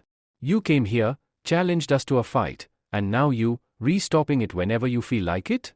That's not how it works. We don't accept this nonsense." To this, Fangshen replied, "I've realized something. You are stronger than me. With this body of mine, I can't fight you. My spear is also broken now. Knowing that I can't win against you, I'd be a fool to continue fighting. But I believe, if I train more and improve my spear technique, I will defeat you easily someday." He went on, talking about training, his defeat, and how he wasn't as strong as he thought. He said, "One day, I'll return and challenge you again. Next time, I'll be the one who wins." Then he pulled out a bag and handed it over, saying, "This bag contains gold beans. Use them to buy medicine or repair whatever was damaged during the fight." With that, he turned around and left, saying, "For now, our challenge ends here, but I'll be back. I'll remember your name, and next time, I'll defeat you." And just like that, Fangshen ran off. After he left, everyone slowly got back on their feet and helped each other recover. Shimo helped brother Feng Li up and placed him on a chair. Feng Li,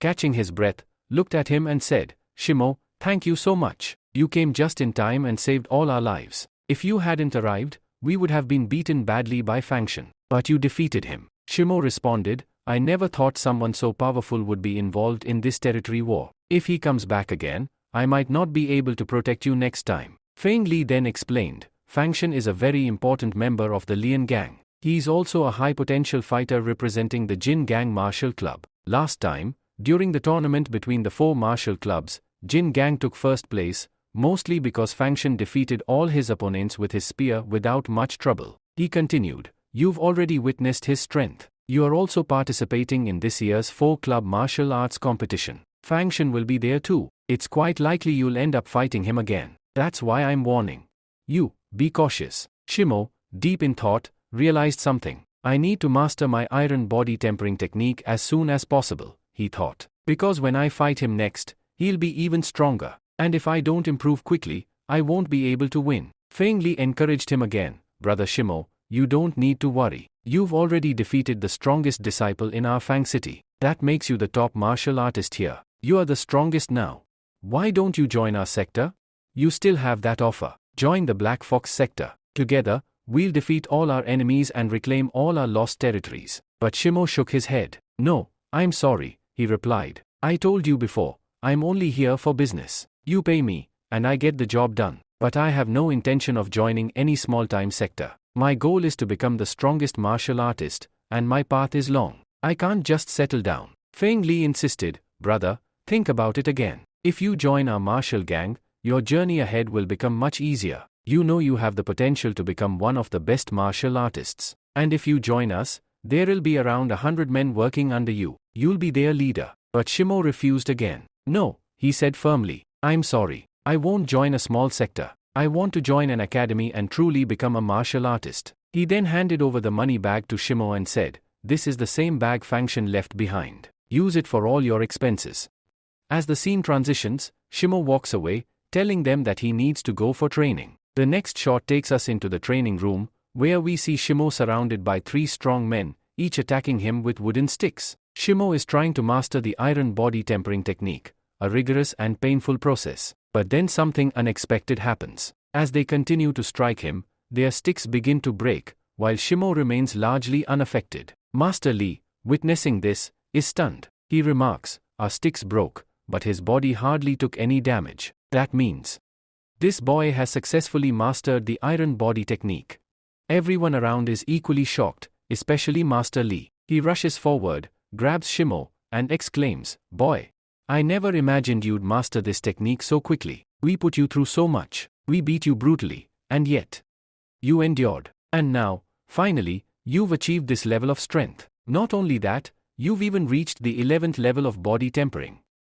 Exhausted, Shimo collapses onto the ground. As he lies there, he reflects on everything he has endured and realizes that he has truly grown stronger. He then stands up, respectfully bows to Master Li, and says, "Teacher, thank you. Thank you for teaching me and helping me become stronger." Master Li responds, "I know how capable you are, but if you really want to thank me, don't just say it. Show me. Win the 4 martial arts competition for our club. If you can lead our Lu Fan club to victory, I'll consider that the true expression of your gratitude. That will prove to me that I trained the right disciple." To this, Shimo replies, "If that's the case, then I have a request too. I'll do this for you, but in return, you must teach me the blade throwing art." Master Li chuckles and agrees, all right, I'll teach you. But keep this in mind, even though you've reached the 11th level of cultivation, don't assume that your opponents in the competition will be any weaker than you. Many of them may also be at the 10th or 11th level, but they have more experience.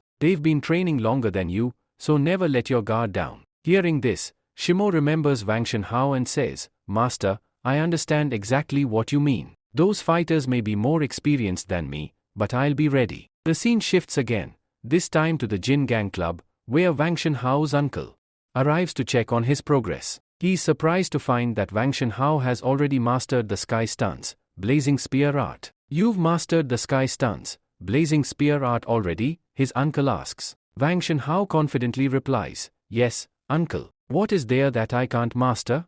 I've achieved it." Impressed, his uncle recalls, "Last time, you crushed all 3 schools. None of them could stand against you. But this time, I think they'll come fully prepared to take revenge. You need to be ready." Wang Shenhao nods, "I understand, uncle. I'm preparing just as seriously. Whoever they send this time, I'll defeat them with ease." "But do you know exactly who we'll be facing?" His uncle says, "I don't know about the others, but I do know something about the Fei Hong Club. They didn't have a capable martial artist of their own, so they went and brought someone from a remote village, a cultivator who has mastered the earth-type body technique, specifically, the solid earth technique. His body is said to be as strong as the earth itself." Hearing this, Wang Shenhao looks thoughtful and says, "If he has truly mastered solid earth, then my spear will be useless against him." His uncle confirms, "Exactly. That's the dangerous part. Your blazing spear art may not be able to harm him. He'll be entirely defensive against you." Wang Shenhao smirks, "So that's how it is. But no matter how many powerful fighters they bring, no matter what kind of special bodies they possess, I only care about one person, the one I truly want to fight." His uncle asks, "Are you talking about that fair fist boy? The one who broke your spear in the last fight?"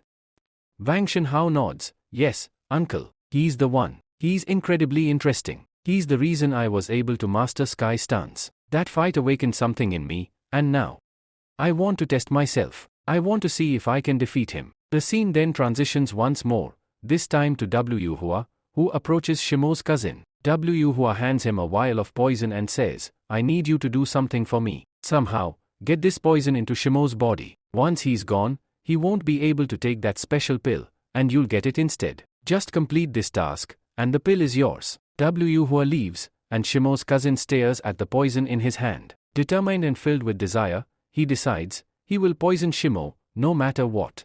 The story now moves to the scene where the grand martial arts competition among the 4 major clubs is about to begin. It opens with an introduction to all 4 clubs, starting with the Tianlu Club. We are shown the young master of the Tianlu Club, who is deeply immersed in intense training. In a display of his strength, he attacks a large bell, shattering it completely. With a fierce determination, he says, "Wang Tian, this time I've trained harder than ever. I am fully prepared to defeat you." Immediately, the scene shifts to the Hongfei Club, where we see their own preparations. The club has invited a young master from outside, a warrior known for possessing the solid earth body. To test him, 2 fighters from the club approach and attempt to attack him. However, as soon as they get close, they are both flung backwards with ease. The young master remains completely unfazed, as if he barely exerted any effort. His calm demeanor and overwhelming power suggest that he may be the dark horse of this competition, someone unexpected who might rise to the top. Now, all the clubs are shown making their final preparations. The time has finally arrived for the competition to begin. We are shown Brother Shimo, who too is ready and focused for the challenge ahead. Then, the scene shifts again, this time to the Tianlu Club's headquarters, which is the official venue for the competition. All the participants begin arriving. As soon as Shimo and his team arrive, they are struck with awe upon seeing the massive scale and grandeur of the Tianlu Club. His two senior brothers, Li Yunfeng and Sun Jin, are with him, equally surprised by the club's impressive size. But before they can get too carried away, Master Li smacks them on the head and says, "Fools! What are you admiring? Are you really impressed that the Tianlu Club is bigger than our Lifeng Club?" He acknowledges that yes, the venue was chosen partly because of its size, and that's why all three clubs are competing here. Shimo's senior brothers, Li Yunfeng and Sun Jin, have joined him to participate in the tournament. Each club is allowed to send only 3 participants, and the trio from Lifeng Club are determined and full of confidence. Li Yunfeng says, "I will bring you victory this time." Sun Jin adds, "I'll do everything I can to ensure we win. With the prize money, we can finally build a club that's just as grand as this." Shimo responds, "We are here for one reason, to become champions. Let's show everyone the strength of the Lifeng Martial Club." With bold attitude and determination, the 3 of them walk forward into the grand arena. The arena is spectacular, massive, majestic, and unlike anything they've seen before. They are even more amazed once they enter. From a distance, the owner of the Tianlu Club approaches, smiling. He walks toward Master Li and remarks, "So, Master Li, you've finally arrived with your little chicks." Master Li steps forward to greet him and replies, "It's been a year." He then looks at the owner's belly and comments, "Seems like your martial arts have progressed quite a bit." The owner, catching the sarcasm, says, "Are you mocking me? Do you think my belly's grown, but not my martial arts?" Master Li quickly answers, "No, not at all. You said it yourself, your belly's grown." "I said nothing." They shake hands, smiling on the surface, but deep down, both harbor fierce rivalry and envy. They clearly want to defeat each other. Then Master Li asks, "Where are the others? Haven't the other 2 clubs arrived yet? I was hoping to meet Old Kustia and Old Wang." The Tianlu owner replies, "No, none of them have come yet. In fact, I doubt you'll get to meet them at all. Look over there." He gestures to a corner where Wang Tianhao stands alone, accompanied only by his uncle. No other participants from their sect are with him. This clearly implies that Wang Tianhao is the only representative his family has sent. The others didn't even bother to show up. The Tianlu owner adds, "Such arrogance. Just because he defeated us last time, he's now considered the top disciple of the entire Feng city. But isn't it excessive to send only 1 disciple? Does that old goat Wang really believe his son can defeat us all again?" Master Tian, observing the current situation, tells the others, "I don't know the full details, but I believe that over the past year, Wang Shenhao must have become far more powerful. He's improved immensely, which is why they have such strong faith in him now. They believe he alone can lead them to victory in this competition." He reflects quietly, "It seems this boy must have awakened his blood power here. That would explain why they trust him so much." In the next scene, members of the Fayong Club arrive at the competition grounds. As they do, Master Tian points out, "Look, even the Fayong Club members have arrived. I heard they've brought someone from outside this time, a young master who can wield the power of solid earth." But despite the grand introduction, their sector master looks visibly worried and confused. Master Li notices it too and remarks, "If they truly brought outside help, why does their master look so downcast?"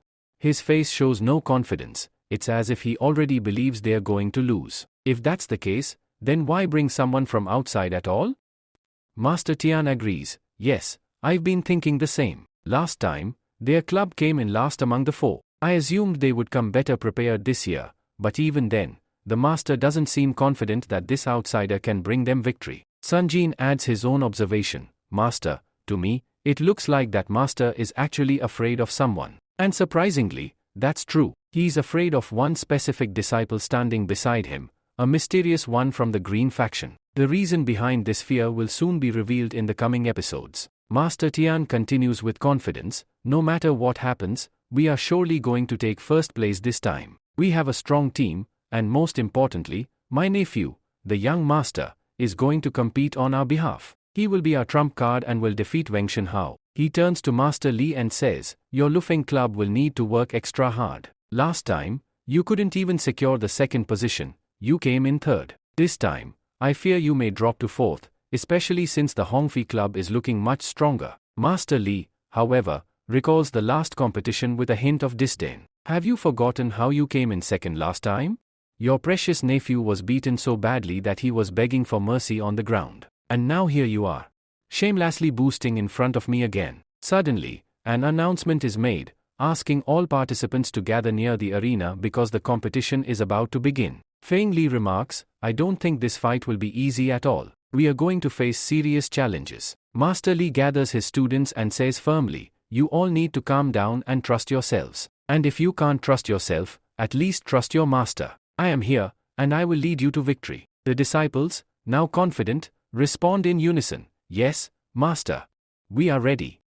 Meanwhile, Shimo reflects silently, Mom, if you were alive, you would have seen how far I've come. Today, I am about to fight in my first ever martial arts competition. This is what you always wanted, to see me grow into a great martial artist. Then, the announcer steps onto the stage and says, Ladies and gentlemen, we are now about to begin our competition. The rules will be the same as last year. Victory will be determined in the same format. A club will be chosen at random, and that club will have the chance to challenge any one of the other 3 clubs. At any given time, only one disciple may fight from each side. The loser will be eliminated from the competition, while the winner will have the chance to challenge again. At the end, the club with the most remaining disciples in the arena will be declared the winner. The club with none remaining will finish in 4th place. Shimo thinks to himself, that's exactly why Wang Shenhao was able to dominate everyone last time. Because one candidate can fight all the others alone, as long as he keeps winning. Master Li responds, you're right. Wang Shenhao was already strong before. I can only imagine how much stronger he's become after a year. Then he looks at Shimo and asks, tell me one thing. You are talking as if you've already seen him fight. Have you fought him before? Shimo replies quickly, no, master. It's nothing like that. You are misunderstanding. The announcer girl speaks again, I have drawn the first name. The first club to get the chance to challenge is Lufeng Club. Cheers and murmurs spread among the crowd as Lufeng Club is now given the first move. Feng Li turns to his master eagerly, Master, please bless me. I want to go up and challenge first. His master smiles and says, why not, my child? Go and show them all how much you've grown over this past year.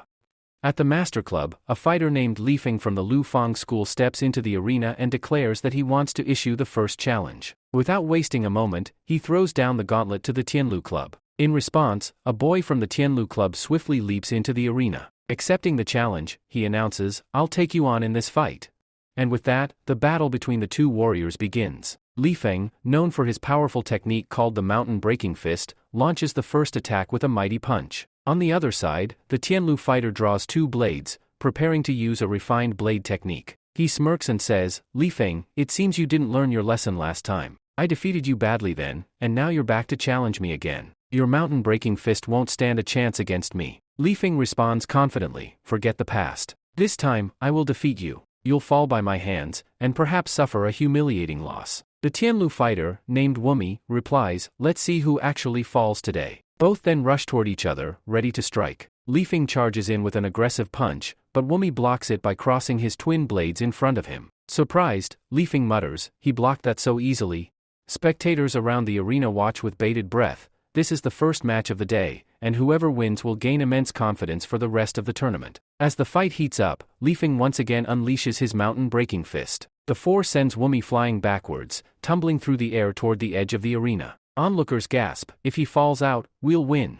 But just before falling out, Wumi plunges his twin blades into the ground near the edge, using them as anchors. He braces himself, pushes off the handles, and flips back onto his feet. Steadying his stance, he prepares for Li Feng's next attack. Li Feng closes the gap and throws a flurry of punches, but Wumi, still balanced on his blades, dodges them skillfully. Li Feng, impressed yet still confident, announces, now I'll use the Python Bone Fist.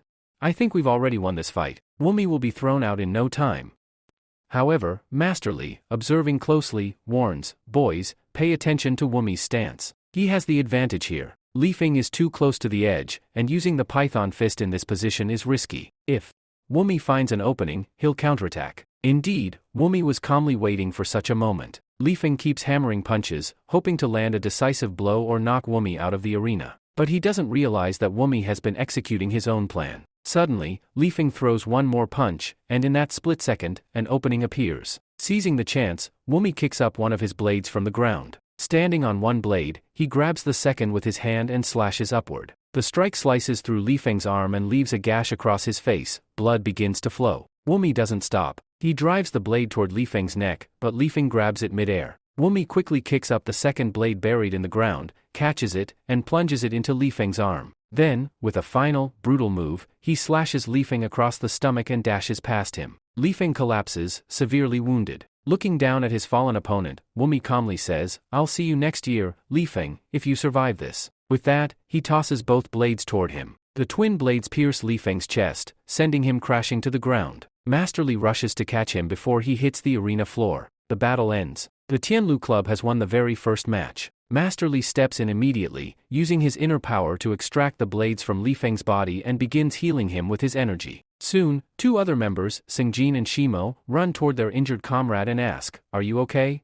Feng Li approaches his master and says, "Master, please forgive me for not being able to win this match for you." The master responds, "You gave your best, but unfortunately, you couldn't win here. Don't worry about it, there's no problem." Meanwhile, the announcer, a woman, addresses the crowd, announcing that it's time for round 2. She reveals that the name drawn for this round is from the Jin Gang Club. With this announcement, all eyes are on Wang Tianhao. Upon hearing his name, Wang Tianhao, who is always alone, steps into the arena and stands there, knowing that if he challenges anyone from the martial arts clubs here, they are sure to lose to him. The audience murmurs in curiosity. Some speculate that he is the number one martial artist, while others suggest that everyone else should surrender because no one can defeat him. Among the crowd, Shimo stands thinking, "Let's see who he chooses to challenge. I know he's extremely strong, and his power has only increased since meeting me. Now, who will he challenge next?"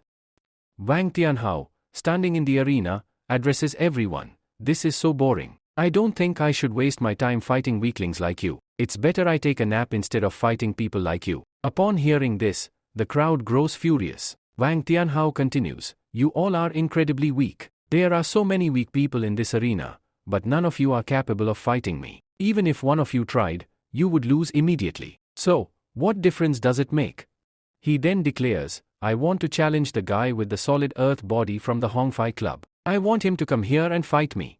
Upon hearing this, Master Tianlu smiles in excitement. If the fight happens, one of them will win, and they will only need to defeat one opponent. Meanwhile, Master Li, standing off to the side, thinks, "I don't think the Hongfei Club will use their trump card just yet. This might not be the right time." Shimo, still observing, says, "Let's see what happens next." At that moment, they show the person with the solid earth body, who immediately begins walking towards the arena, climbing the stairs. However, his sector master quickly calls out to him, "Stop right there. Didn't we make an agreement?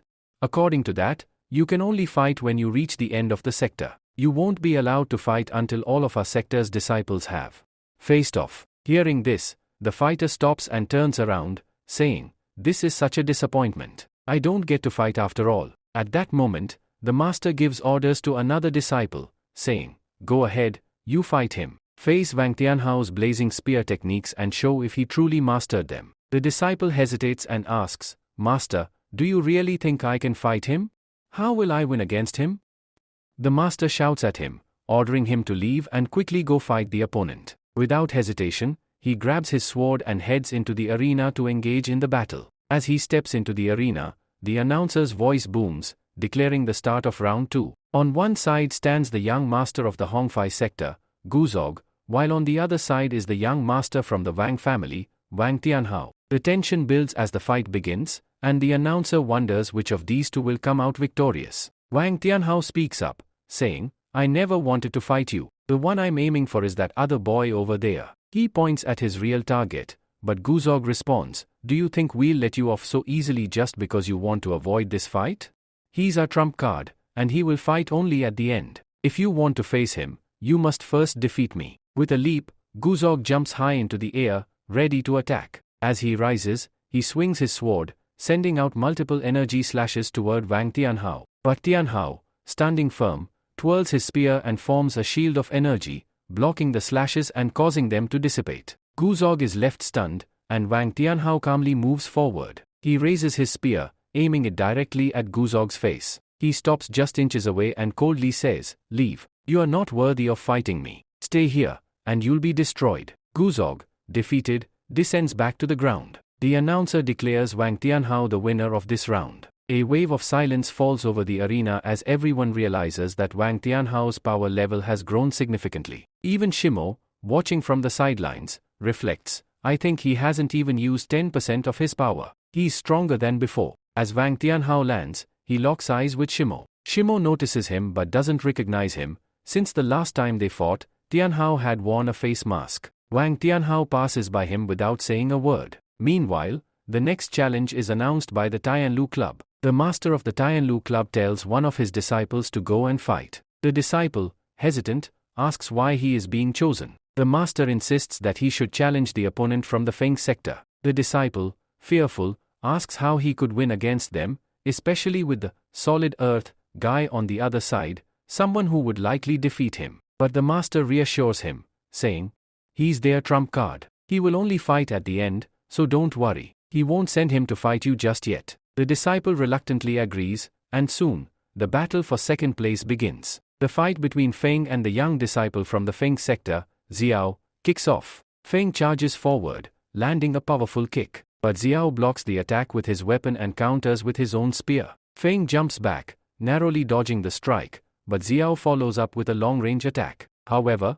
Feng is quick to dodge, leaping backward, avoiding the blow. Then, with a swift movement, he kicks Xiao and sends him tumbling to the ground. The Tianlu Club's master watches with satisfaction, but Xiao isn't finished. He stands up and warns, boy, you should surrender now. If you don't, this fight will be much harder for you. If you give up, things will be easier for everyone else. Feng laughs in response, dismissing Xiao's warning. Do you think you can defeat me?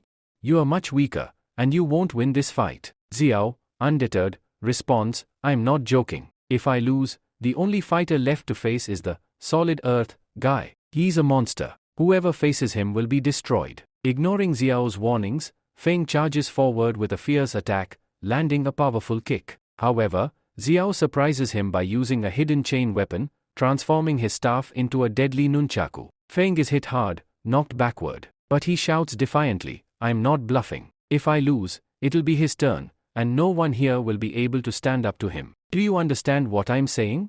As the fight continues, the referee announces the end of the episode. The hype around the solid earth fighter continues to build. Is he truly that powerful? Will anyone be able to stand up to him? He snapped back, shut your mouth. Do you really think you can win this fight just by talking nonsense like that? I won't let you win so easily. With that, he charged forward and attacked Jia. Meanwhile, Jia thought to himself, he's not going to back down this easily. Jia retaliated with his staff, launching an attack of his own. But Feng, quick on his feet, kicked one part of Jia's staff and sent it flying in pieces. Then, with a swift jump to the side, he broke off another piece. As if that wasn't enough, he stomped down hard on Jia's head, smashing him into the ground. Right then, it was declared, the fighters from the Tianlu sector have won this match, while the Hongfei Club has lost. As the next scene begins, the entire arena is left in shock. Everyone is confused and panicked, asking themselves, what just happened? At the center of the arena stands the boy with the solid earth ability, his hands soaked in blood. No one had seen his attack, it had happened so fast. Lying on the ground was Sanjin, bleeding heavily from multiple wounds. He was in a critical state, while the solid earth boy stared fiercely at the rest, his face splattered with blood. And from here, the story rewinds to 15 minutes earlier, giving us a look at how it all began. We see the master of the Hongfei Club, visibly distressed, sitting nervously. He knew that his team had already lost, and now it was time for the monster to enter the fray. Unfortunately, the draw selected a candidate from the Hongfei Club again. The female referee approached him and confirmed, it's Hongfei Club's turn. At that moment, a boy stepped forward and said, enough. That's enough. It's my turn now. But even as he was stepping into the arena, the referee was still announcing that the fourth match had concluded with another win for the Tianlu gang. A fighter from the Hongfei Club lay unconscious in the arena. The new boy walked straight over to him, and without hesitation, kicked him out of the arena. The force was so brutal that it left the audience stunned. They whispered among themselves, this guy. He's something else. What is he even doing here? He just kicked his own teammate out of the ring. One of the other boys from the club rushed down and managed to catch the falling fighter before he hit the ground. Meanwhile, the Hongfei master looked down at the fighters from above, scanning the field, trying to decide who to send in next. Wang Tianhao watched him expectantly, hoping he would be chosen for the next fight. But the master turned away from him and instead looked toward the Tian gang fighters. His eyes eventually landed on Shimo. The moment he saw Shimo, his bloodlust ignited. He pointed straight at him and said, I want to fight him. As soon as he did, Sanjin spoke up. Master, please let me go fight him instead. Shimo is our trump card. We are saving him for the end. We need him to fight Wang Tian and win the decisive battle for us. That's why I should be the one to take on this monster now. Master Li takes a moment to think, then nods and says, all right, fine. You can go and fight, but don't put yourself under too much stress. If at any point you feel you can't defeat him, surrender immediately and come out. No one will blame you. To this, Sanjin replies with determination, Master, it's okay. I will go there and either return with victory or, at the very least, everyone will understand the true power of that boy. With that, Sanjin heads towards the arena. As he enters the arena, the referee steps forward and announces, you may now begin your fight. The battle begins. Sanjin grips his sword tightly and charges forward at great speed. As he closes the distance, he unleashes a powerful sword technique aimed directly at the monster-like boy standing before him. But something unexpected happens. The monster doesn't dodge. He doesn't even flinch. Sanjin's blade strikes his body directly, yet there isn't even a scratch. Sanjin, shocked, mutters, what just happened? There's not even a tiny cut on his body. He soon realizes the truth. It's his power, his body is made of solid earth. Quickly adjusting his stance, Sanjin retreats and prepares for a stronger move. If your solid earth body is so strong, let's see how it handles my next attack, he declares. He leaps into the air and rains down a series of rapid strikes, landing back with a forceful jump. When he glances behind him, the ground is shattered from the impact, but the monster's body remains unscathed. He's completely unharmed, except for a few torn pieces of clothing. Sanjin's shock deepens. Just then, the monster moves with sudden speed, closes the distance, and grabs Sanjin by the hair. With brutal force, he drives his knee into Sanjin's face. Sanjin's teeth break. Blood pours from his mouth. Without giving him a moment, the monster kicks him, sending him flying backward. Sanjin manages to stop himself from crashing by stabbing his sword into the ground. He regains his footing, picks up his weapon again, and launches a furious barrage of strikes in anger. Each slash slams into the monster's body, but in a horrifying twist, the energy of those strikes reflects back, wounding Sanjin himself. Deep cuts appear on his own body. No one can understand what's happening. What kind of technique is this? They wonder aloud.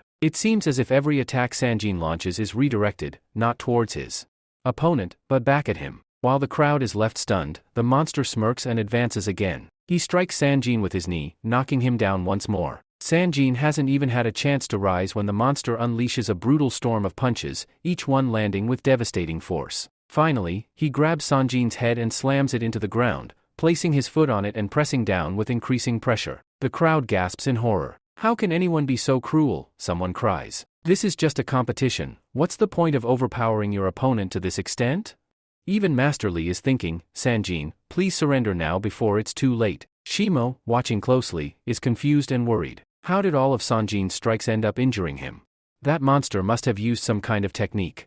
Meanwhile, the monster isn't done. He lifts Sanjin by the hair again and hurls him backward, as if saying, this fight is done. Bring me the next challenger. The referee, visibly shaken, steps forward. It appears this fight is over. The winner is Hongfei. But just as she finishes speaking, Sanjin stirs. He slowly gets up, bloodied and bruised, but unyielding. I can't give up yet, he says. The audience is stunned. Has he gone mad? He clearly can't win. Why is he standing up again? Even Shimo pleads, senior brother, please stay down. Or surrender. You can't win this. But Sanjin stands firm, driven by pure resolve. I'm not giving up, he says. My brothers fought with everything they had. I will do the same. We must win this for our club. How can I give up so easily? He looks directly at the monster and adds, your body may be solid earth, nearly indestructible. But I want to see whether my Gale Blade Dart's final move can at least leave a scratch. With that, he picks up his sword one last time, ready to unleash his final move. And the monster, now truly enraged, prepares for what comes next. At that moment, he took a strong stance with his sword, ready to strike. In the audience, Shimo noticed what was about to happen and shouted in alarm, don't do it. Don't do it. He turned to Master Li and cried out, Master Li. If he uses his full form now, it will be disastrous. The boy standing in front of him has a solid earth body. Any attack that strikes him will rebound with twice the force. Worried, Shimo raced up the stairs, sprinting towards Sanjin to stop him before it was too late. But before Shimo could reach, Sanjin had already released his attack. The power of the attack was immense. As it clashed with the monstrous opponent, it rebounded and struck Sanjin with devastating force. Sanjin's body was torn and mangled, deep gashes covering him. He was thrown back, falling helplessly toward the ground. In a flash, Shimo leapt into the arena and caught him midair. The crowd gasped in shock, whispering among themselves, where did the people of the Fihong Club find such a monster? How did they bring something so powerful here? They stared in disbelief at the boy with the reinforcement body technique. It was far beyond what anyone had expected. The solid earth body technique, they murmured, no ordinary person can overcome it. Shimo carefully brought Sanjin down from the stage. As they tended to him, the onlookers continued whispering about the terrifying monster. One man stepped forward and said, I know him. He's that cursed woman's son. Everyone knows about him, he's her illegitimate child. He's not from this city, he came from some faraway place. He only recently appeared in Fengsang City. He has many enemies, the man continued. Whenever he sees another martial artist, he brutally attacks them. He doesn't spar to improve, he fights to destroy. He has injured every single martial artist beneath him. Now, no one dares to fight him. No one knows who his father was or where exactly he came from, but one thing's clear, the Fihong Club brought him here solely to fight. Just then, Master Tian was seen rushing toward Master Hong of the Fihong Club. He grabbed him furiously and yelled, You old fool! Have you gone mad with the desire to win? How could you throw such a monster into the arena? Can't you see what he's doing to our disciples?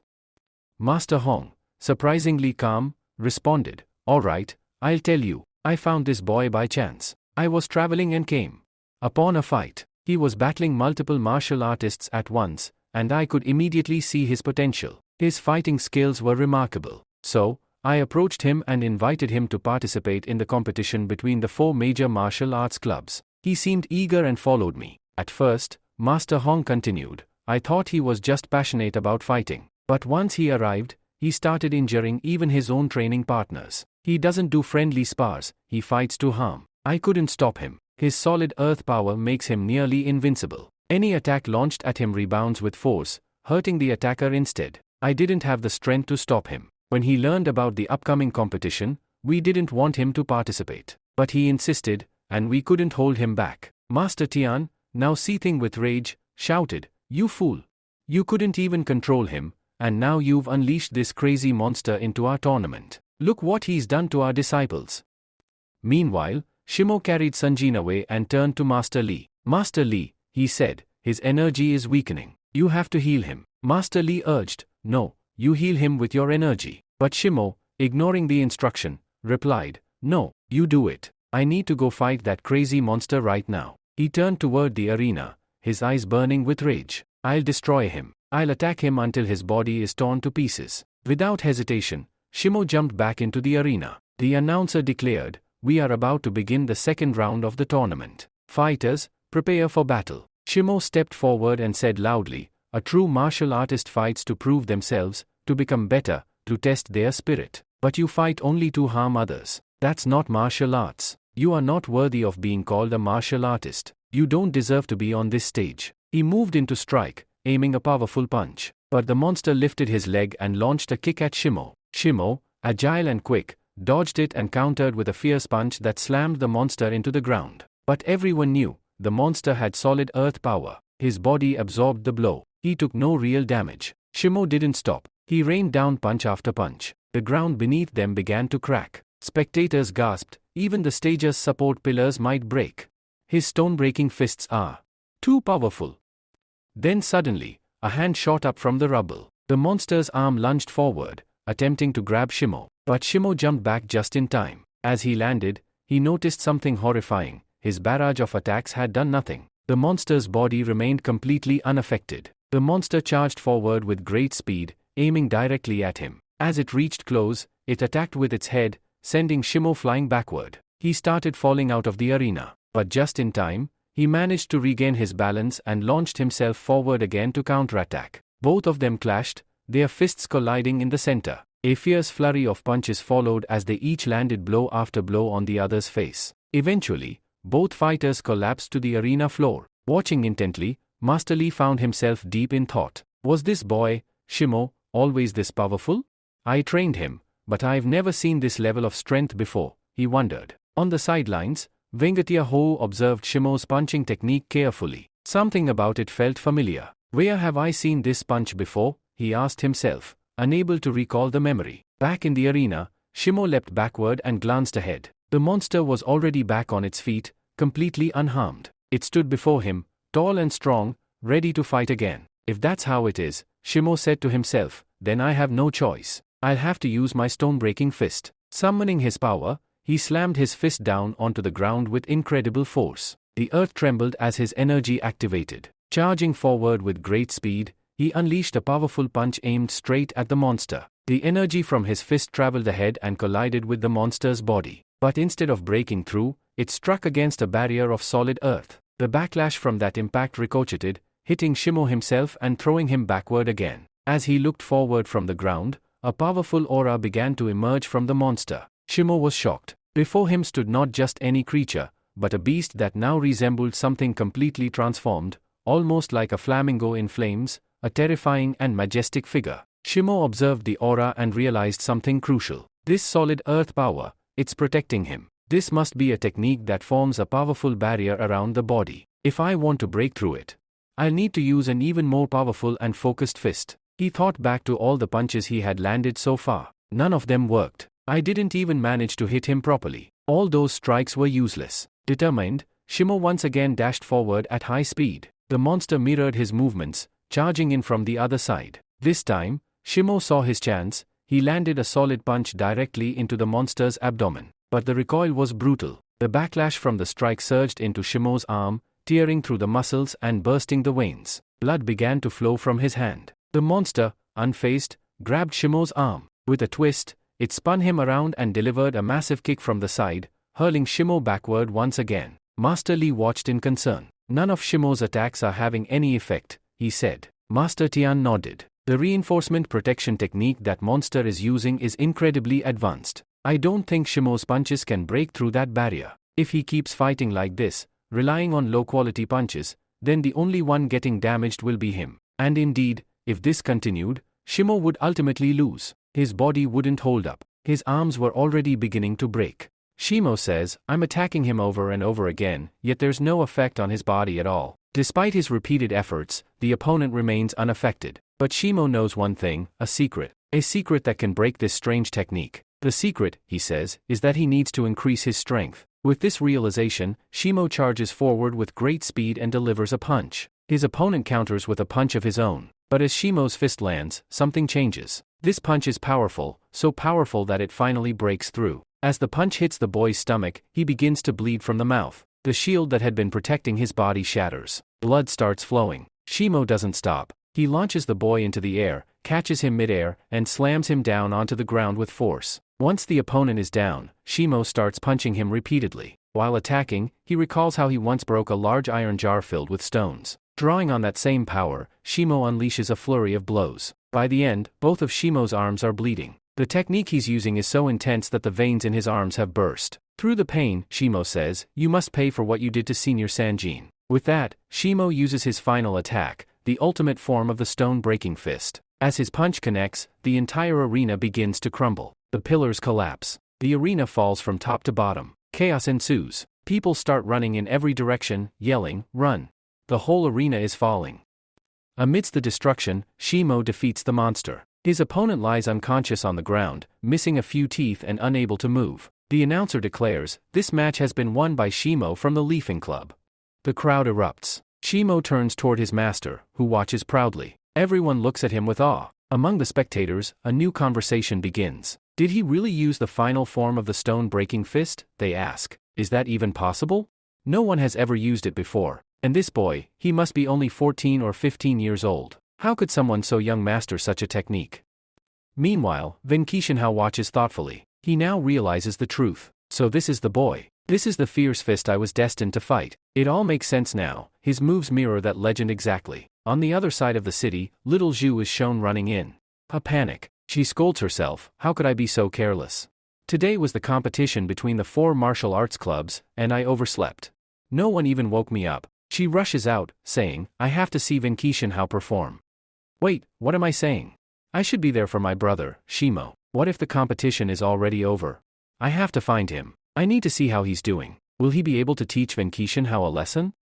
As she runs, she crashes into a boy. They both fall, and a box drops from his hands. She snaps, are you blind? Can't you watch where you're going? It turns out, the boy is her cousin. He hides his face, quickly grabs his box, and mutters, "What is she doing here?" before rushing off. Zhu watches him leave and mutters, "He's probably heading to watch the competition too. He was going in the same direction. I should hurry as well. Looks like we're both in a rush." With that, she takes off after him, determined to reach the arena in time. He was thinking to himself, what is this cunning Zhao Shu doing here? If she had seen me there and noticed this thing near me, my entire plan would have been ruined. At that moment, he began explaining about the box. He said that Yua had given him the box because it contained a trigger mechanism with numerous dots inside, each filled with poison. Yua had told him that before the final attack during the competition, he needed to target Shimo and attack him. When the needle would pierce his body, everyone would think that Shimo had fallen due to being weak from the battle. However, no one would realize that it was the poison that killed him. Everyone would believe that he died because of the competition and the fight. With this in mind, he reached the competition grounds, and Zhao Shu arrived there too. Once there, she called out, "Brother Shimo, where are you?"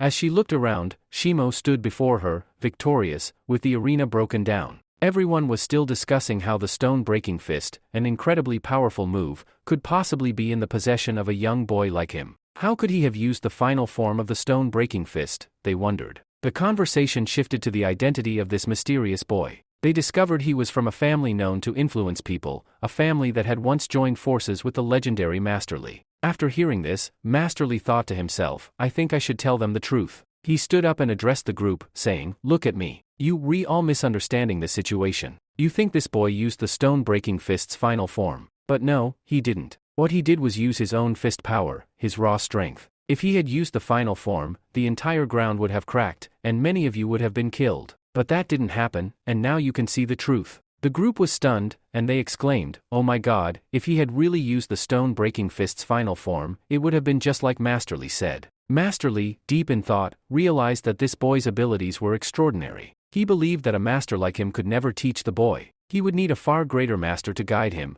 someone who could take him much further than Master Li ever could. At the same time, Tian Lu Gang's young master rushed into the arena, eager to fight. "Watching you fight was a great pleasure. Now I want to fight you," he declared. His uncle warned him, "Don't be foolish, stop right there. You can't beat him." But the young master ignored his uncle and rushed into the arena, ready to face Shimo. As he prepared to fight, Wang Tianhao intervened. With a swift move, he knocked the young master out of the arena and said, "Leave. You cannot fight him. Only I can challenge him. I will be the one to defeat him." After throwing the young master out, Wang Tianhao stood in front of Shimo, ready for battle. "Are you the fierce fist?"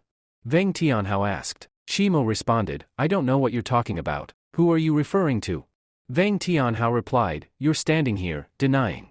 What's obvious? But it doesn't matter. When we fight, I'll know exactly who you are." As both prepared for battle, the onlookers began to speculate that this was going to be the greatest fight the arena had ever seen. Shimo observed his hand, realizing it had gone numb, and he wouldn't be able to use his punch. At that moment, his master threw him a sword, advising him, "If you can't use your punch, use your gale blade art instead." Shimo grabbed the sword, determined. "This is it," he said to himself, "let's see how much better your spear techniques have become, Wang Tianhao." Wang Tianhao responded, "Last time you were lucky enough to break my weapon. This time, you won't be so lucky." He charged at Shimo, his weapon releasing fire as it shot toward him. Shimo blocked the flames with ease, but everyone around them was shocked. The fire was not just ordinary fire, it was part of Wang Tianhao's blood power. Shimo stepped back, holding his sword, as Wang Tianhao advanced, spear in hand, attacking fiercely. "I've been training for years. Do you think you can defeat me so easily?" he shouted. Jumping into the air, he released more fire from his spear and aimed it at Shimo.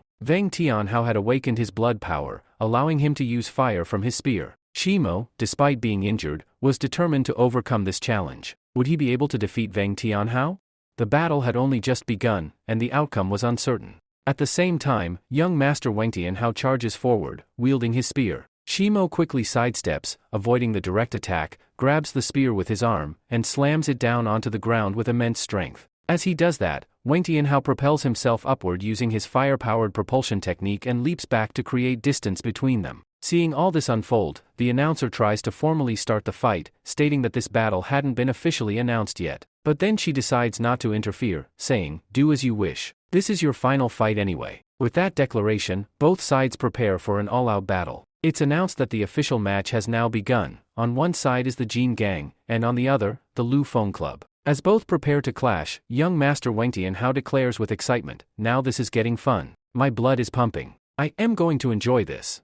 As he powers up, everyone around can feel his energy intensifying. They murmur among themselves, questioning if he has truly awakened his blood powers. Some begin to speculate, if Jin Gang really has awakened blood powers, then Shimo's chances of winning are very slim. They speak in hushed awe, knowing that blood powers are incredibly dangerous. They not only grant immense strength but also massively boost the user's energy. At this point, Shimo recalls a conversation with his master, Master Li. He had once asked, "What is a blood power awakening?" To which Master Li had explained, "Blood powers reside within our very veins. Only a few martial artists are able to awaken them. Those who do gain unique abilities that greatly enhance their strength and become extremely dangerous. Everyone dreams of awakening these powers, but only a few succeed." Now determined, Shimo readies himself. He steps forward and says to Wang Tianhao, "So you've awakened your blood powers and become stronger? Then that just means your strength without them was meaningless. Even without awakening mine, I am still stronger than you." This infuriates Wang Tianhao. "What did you say?" he demands. Shimo replies calmly, "I've said what I had to. Now it's my turn to strike." With that, he rushes forward, leaping and dodging, knowing that Wang Tianhao's weapon gives him an advantage at long range. Wang Tianhao retaliates by turning swiftly and releasing a stream of fire from his spear. He repeatedly attacks with blazing fire, throwing flames one after another at Shimo. But Shimo expertly blocks every strike with his sword. Then, in a sudden burst, he swings his blade forward, cutting through the wall of fire. With a flurry of multiple strikes, he lands direct hits on Wang Tianhao, slashing into his body. The audience gasps. It looks like Wang Tianhao has been struck, but then the truth is revealed. He wasn't hit at all. He had used a special footwork technique, the Mirage Step, also known as the fish leaping step. Like a fish darting through water in a zigzag, he moves unpredictably around Shimo, avoiding all attacks. Master Li, watching closely, recognizes the technique. "That's the fish leaping step," he says. "It's an elite technique, mastered only by a few. Many martial artists fail to perfect their footwork, but this one has fully mastered his family's signature move. And on top of that, he's awakened his blood powers. That's why the Jin Gang sent only one fighter into this tournament. They were fully confident in him. Now Shimo is in trouble." The speed and unpredictability of Wang Tianhao's movements make it hard for Shimo to pinpoint his location. Attacks come in from all sides, punches, spear thrusts, rapid movements. Shimo struggles to respond, but he refuses to back down. He steadies himself and says, "Do you think running around me in circles will be enough? You can't win like this." He lifts his sword and slams it into the ground, sending massive shockwaves outward. Stones and debris are flung into the air. Wang Tianhao avoids the shockwaves, still dancing swiftly around, but now attacks start coming at him from every angle. Even in the chaos, he keeps striking at Shimo's body using his fists and spear. But Shimo isn't done yet. He activates his stone-breaking fist, unleashing a powerful aura. The pressure of his punch knocks Wang Tianhao back, forcing him to fall to the ground. Shimo doesn't waste a second. He dashes forward, pinpoints his opponent's location, and gets close. Just as he's about to land a decisive punch, Wang Tianhao again uses the fish leaping step and slips away beneath him. As he jumps backward, Shimo hurls his sword toward him.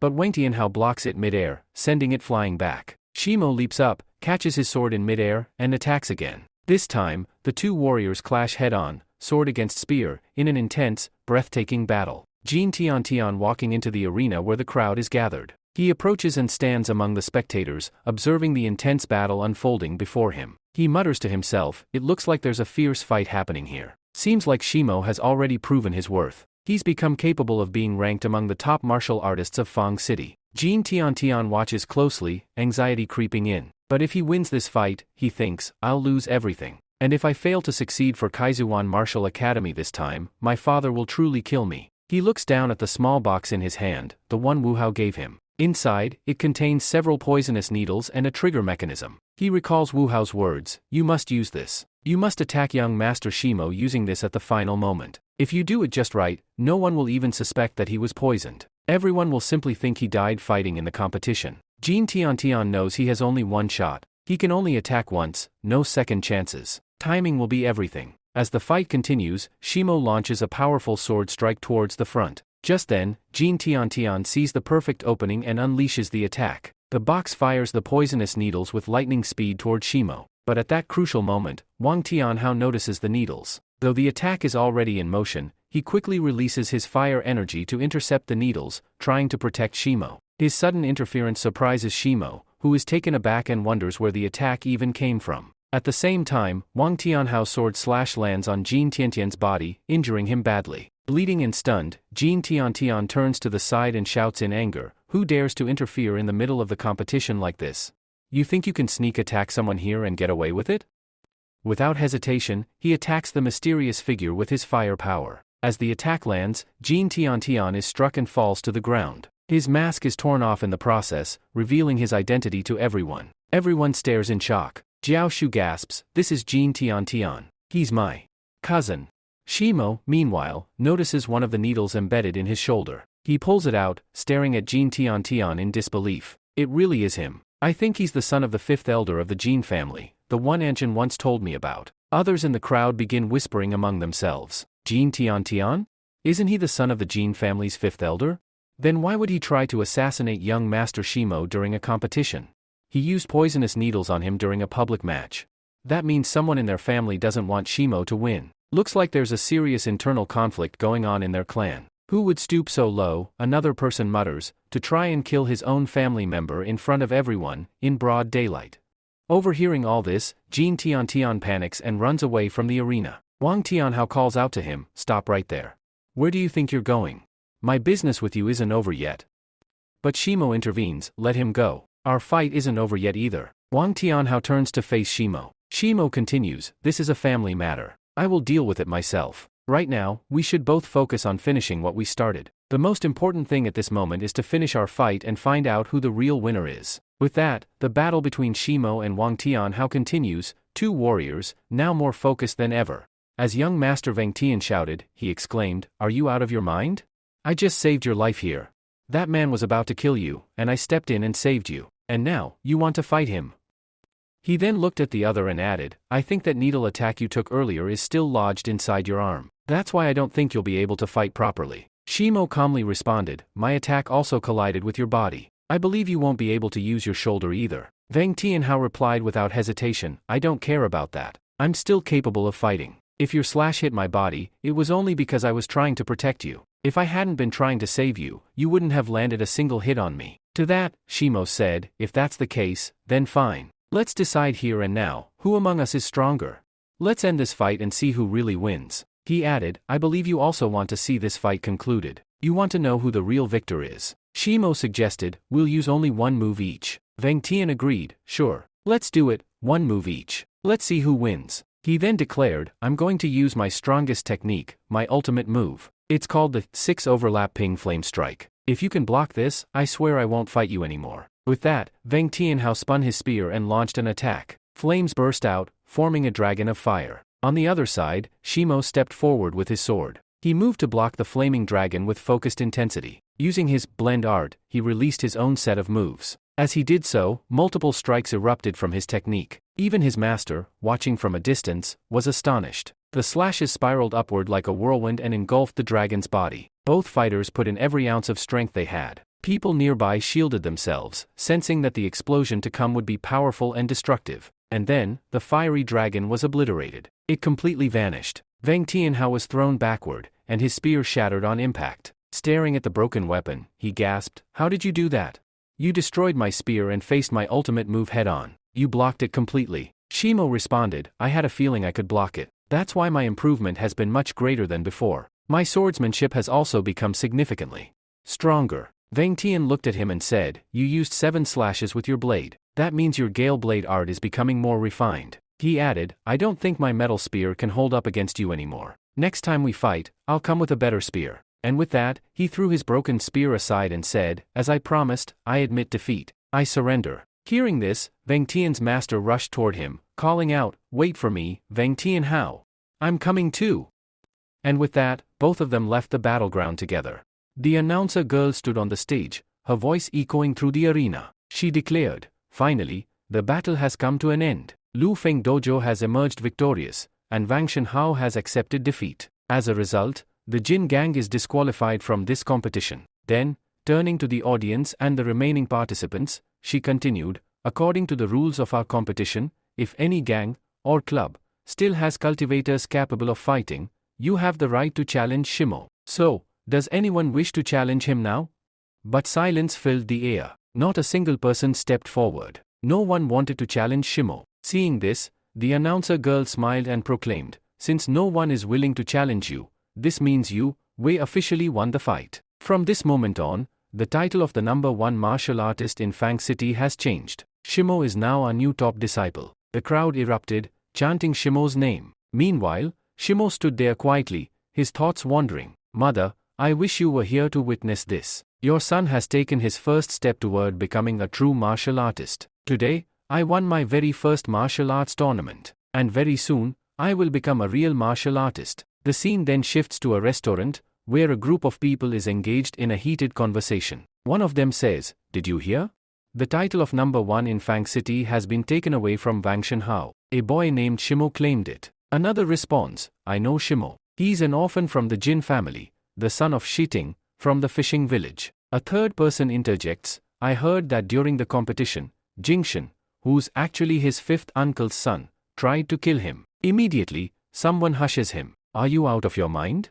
Don't say such things in public. If anyone from the Jin family hears you, they might not spare your life." The story now moves to the Jin family household, where Aunt Zen is speaking to her daughter, Jiao Ju. "Daughter, are you telling the truth? Has your elder brother Shimo really become the #1 martial artist in Fang City?" "Yes, mother," Jiao Ju replies. "He truly has." Aunt Zen looks thoughtful. "I always believed he had potential, but I never imagined he would rise this high." Jiao Ju asks, "Mother, what do we do now? What about Jingshan?" Aunt Zen quiets her. "There's no need to think about Jingshan. What he did was wrong, extremely wrong. But we cannot punish him severely. He is still a part of our family. Besides, he didn't go so far as to kill Shimo. That's why we can't take drastic action." He's been locked in his room and is now reflecting on his actions. The next scene focuses on Wang Shenhao. He sits quietly in his martial uncle's presence, staring at his own hands. "How could I lose that match?" he wonders. His uncle approaches and asks, "Tell me the truth. Did you actually feel your bloodline powers awaken during the battle?" Frustrated, Wang Shenhao responds, "Uncle, this is the third time you've asked me that. Why do you keep repeating the same question?" "Yes, when I released fire from within my sphere, something stirred inside me, an intense energy. I don't know where it came from, but I believe I truly awakened my bloodline powers." The master chuckles. "That's excellent news. Perhaps your father sent you to me for this very reason, so I could train you further. I will now teach you the blazing spear art, because your bloodline powers have awakened. This will make it much easier for you to master the rest of the blazing guard techniques." He continues, "Do you know what your bloodline power is called? It's known as Vicious Flame. It drastically increases your speed, both in fire release and physical strength. Especially when your bloodline powers are activated, you can cultivate at extraordinary speed." Wang Shenhao frowns. "So, you, saying I'm not special? That I only became great because of my bloodline? I'm the elder son of the Wang family. I have immense talent. I didn't awaken these powers just because of luck." His master replies calmly, "You misunderstand me. These bloodline powers, only one in millions can awaken them. In our entire family, only 3 or 4 people have ever managed to awaken the vicious flame. It has been passed down from our ancestors and only appears in rare generations. Think about it. You are one of those rare few. That means you are gifted, more than you realize." He then lifts a spear and hands it to Wang Shenhao. "From today onwards, I will personally train you. I'll teach you the second half of the blazing spear art. I'll help you complete your martial skills. And once you've mastered them, getting admission into Kajuan Academy will be much easier for you. That academy evaluates both martial prowess and bloodline power.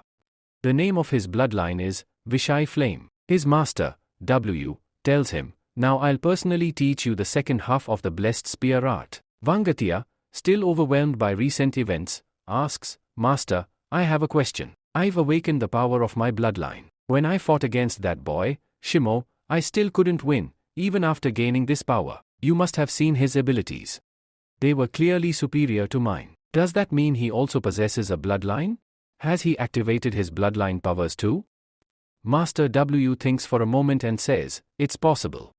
He might have awakened his bloodline as well." Just then, a voice interrupts them from the side. Someone says, "That's exactly what we want to know too, whether or not that boy has activated his bloodline powers." Both of them instantly tense up. They quickly turn toward the voice, wondering who managed to approach them without being sensed. The scene shifts. We now see Shimo, being praised by Master Li. He says, "Boy, you've done so much for my Lu Fang Club. You've brought recognition to our name." He thinks to himself, "Now that we've earned this reputation, soon, many disciples will start coming here to learn from me. After all, you became so strong by training under me. And with more disciples, comes more fee. Looking at Shimo, Master Li adds, once you join the Kazuvan Academy, my reputation will soar, more students will apply, and more money will flow in. He turns to Shimo and says, you've helped build the name of the Lu Fang Dojo. So, it's time I keep my promise. You wanted to learn the throwing blade art, right? Very well. I'll personally teach it to you. He pulls out his sword and demonstrates by attacking a tree. With a single, precise strike, the tree is sliced cleanly. He explains, the throwing blade art is a unique skill. You only get one shot. When you throw your blade, aim to take your enemy's head off, because once it leaves your hand, you'll be weaponless. You'll have to fight barehanded if you miss. That's the biggest drawback. He continues, I've only used this technique 3 times. And all 3 times, it took a life. If you wish to learn it, you must be ready to kill. He then hands his blade to Shimo and asks, are you ready? Shimo replies with determination, yes, master, I'm absolutely ready. The scene shifts once again. We return to the Vangatia house. Vangatia and his uncle both raise their weapons toward a mysterious presence and ask, who's there? An elder appears before them. Master W looks at him carefully and says, you, reusing the hidden shadows technique. But why is a grandmaster like you here? What business do you have with us? State your origin. Who are you?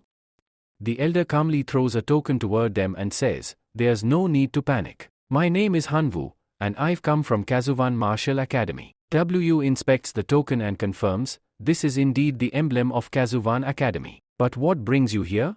Are you truly from the academy? Hanwu nods. W observes his aura and says, you are a warrior. A king-level warrior, aren't you?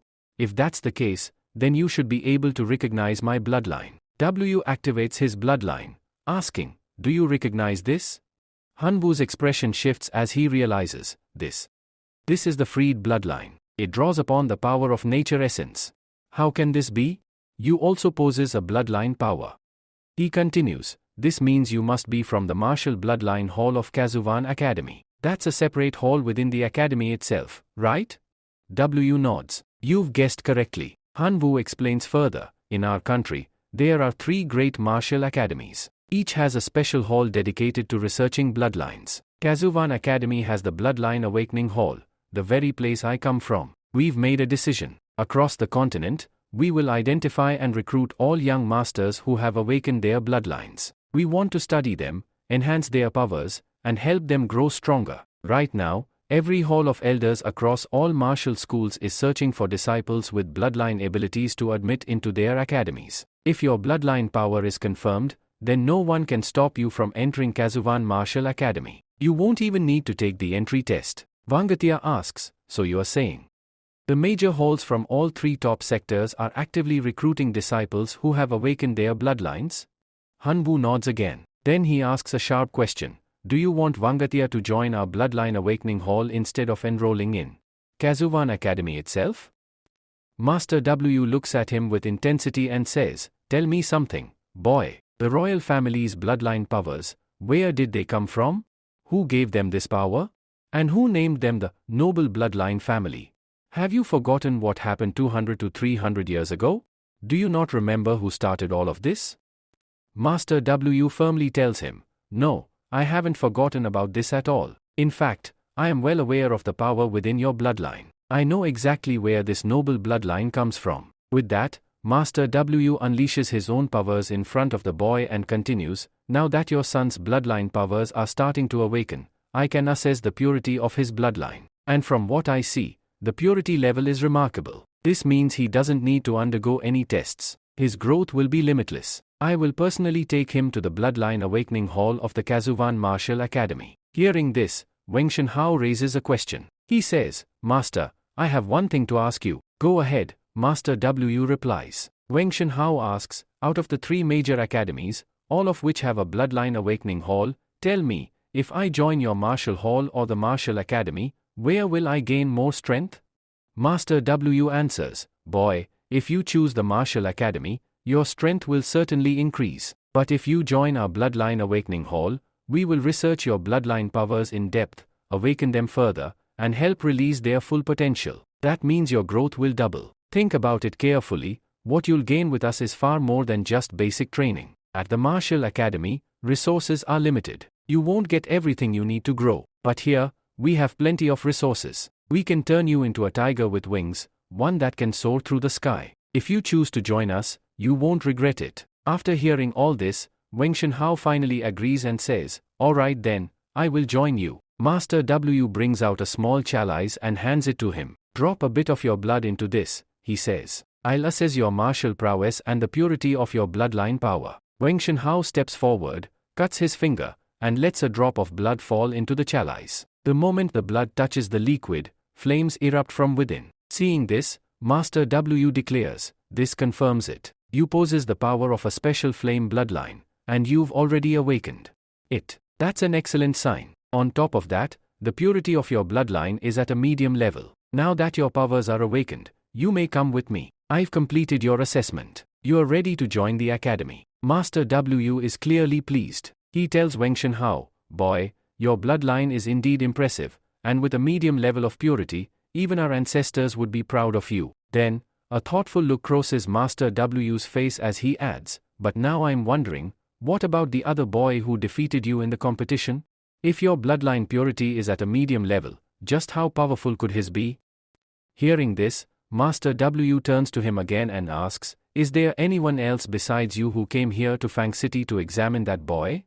Wang Shenhao replies, "Yes, I came here with a partner. He was extremely excited and couldn't wait, so he rushed ahead. He said he wanted to examine the boy named Shimo, to see what kind of bloodline powers he possesses." Master W nods and says, "I have a feeling that boy's bloodline is going to be of extremely high grade. We've seen him in competition. His raw power was incredible, so just imagine the strength of his bloodline.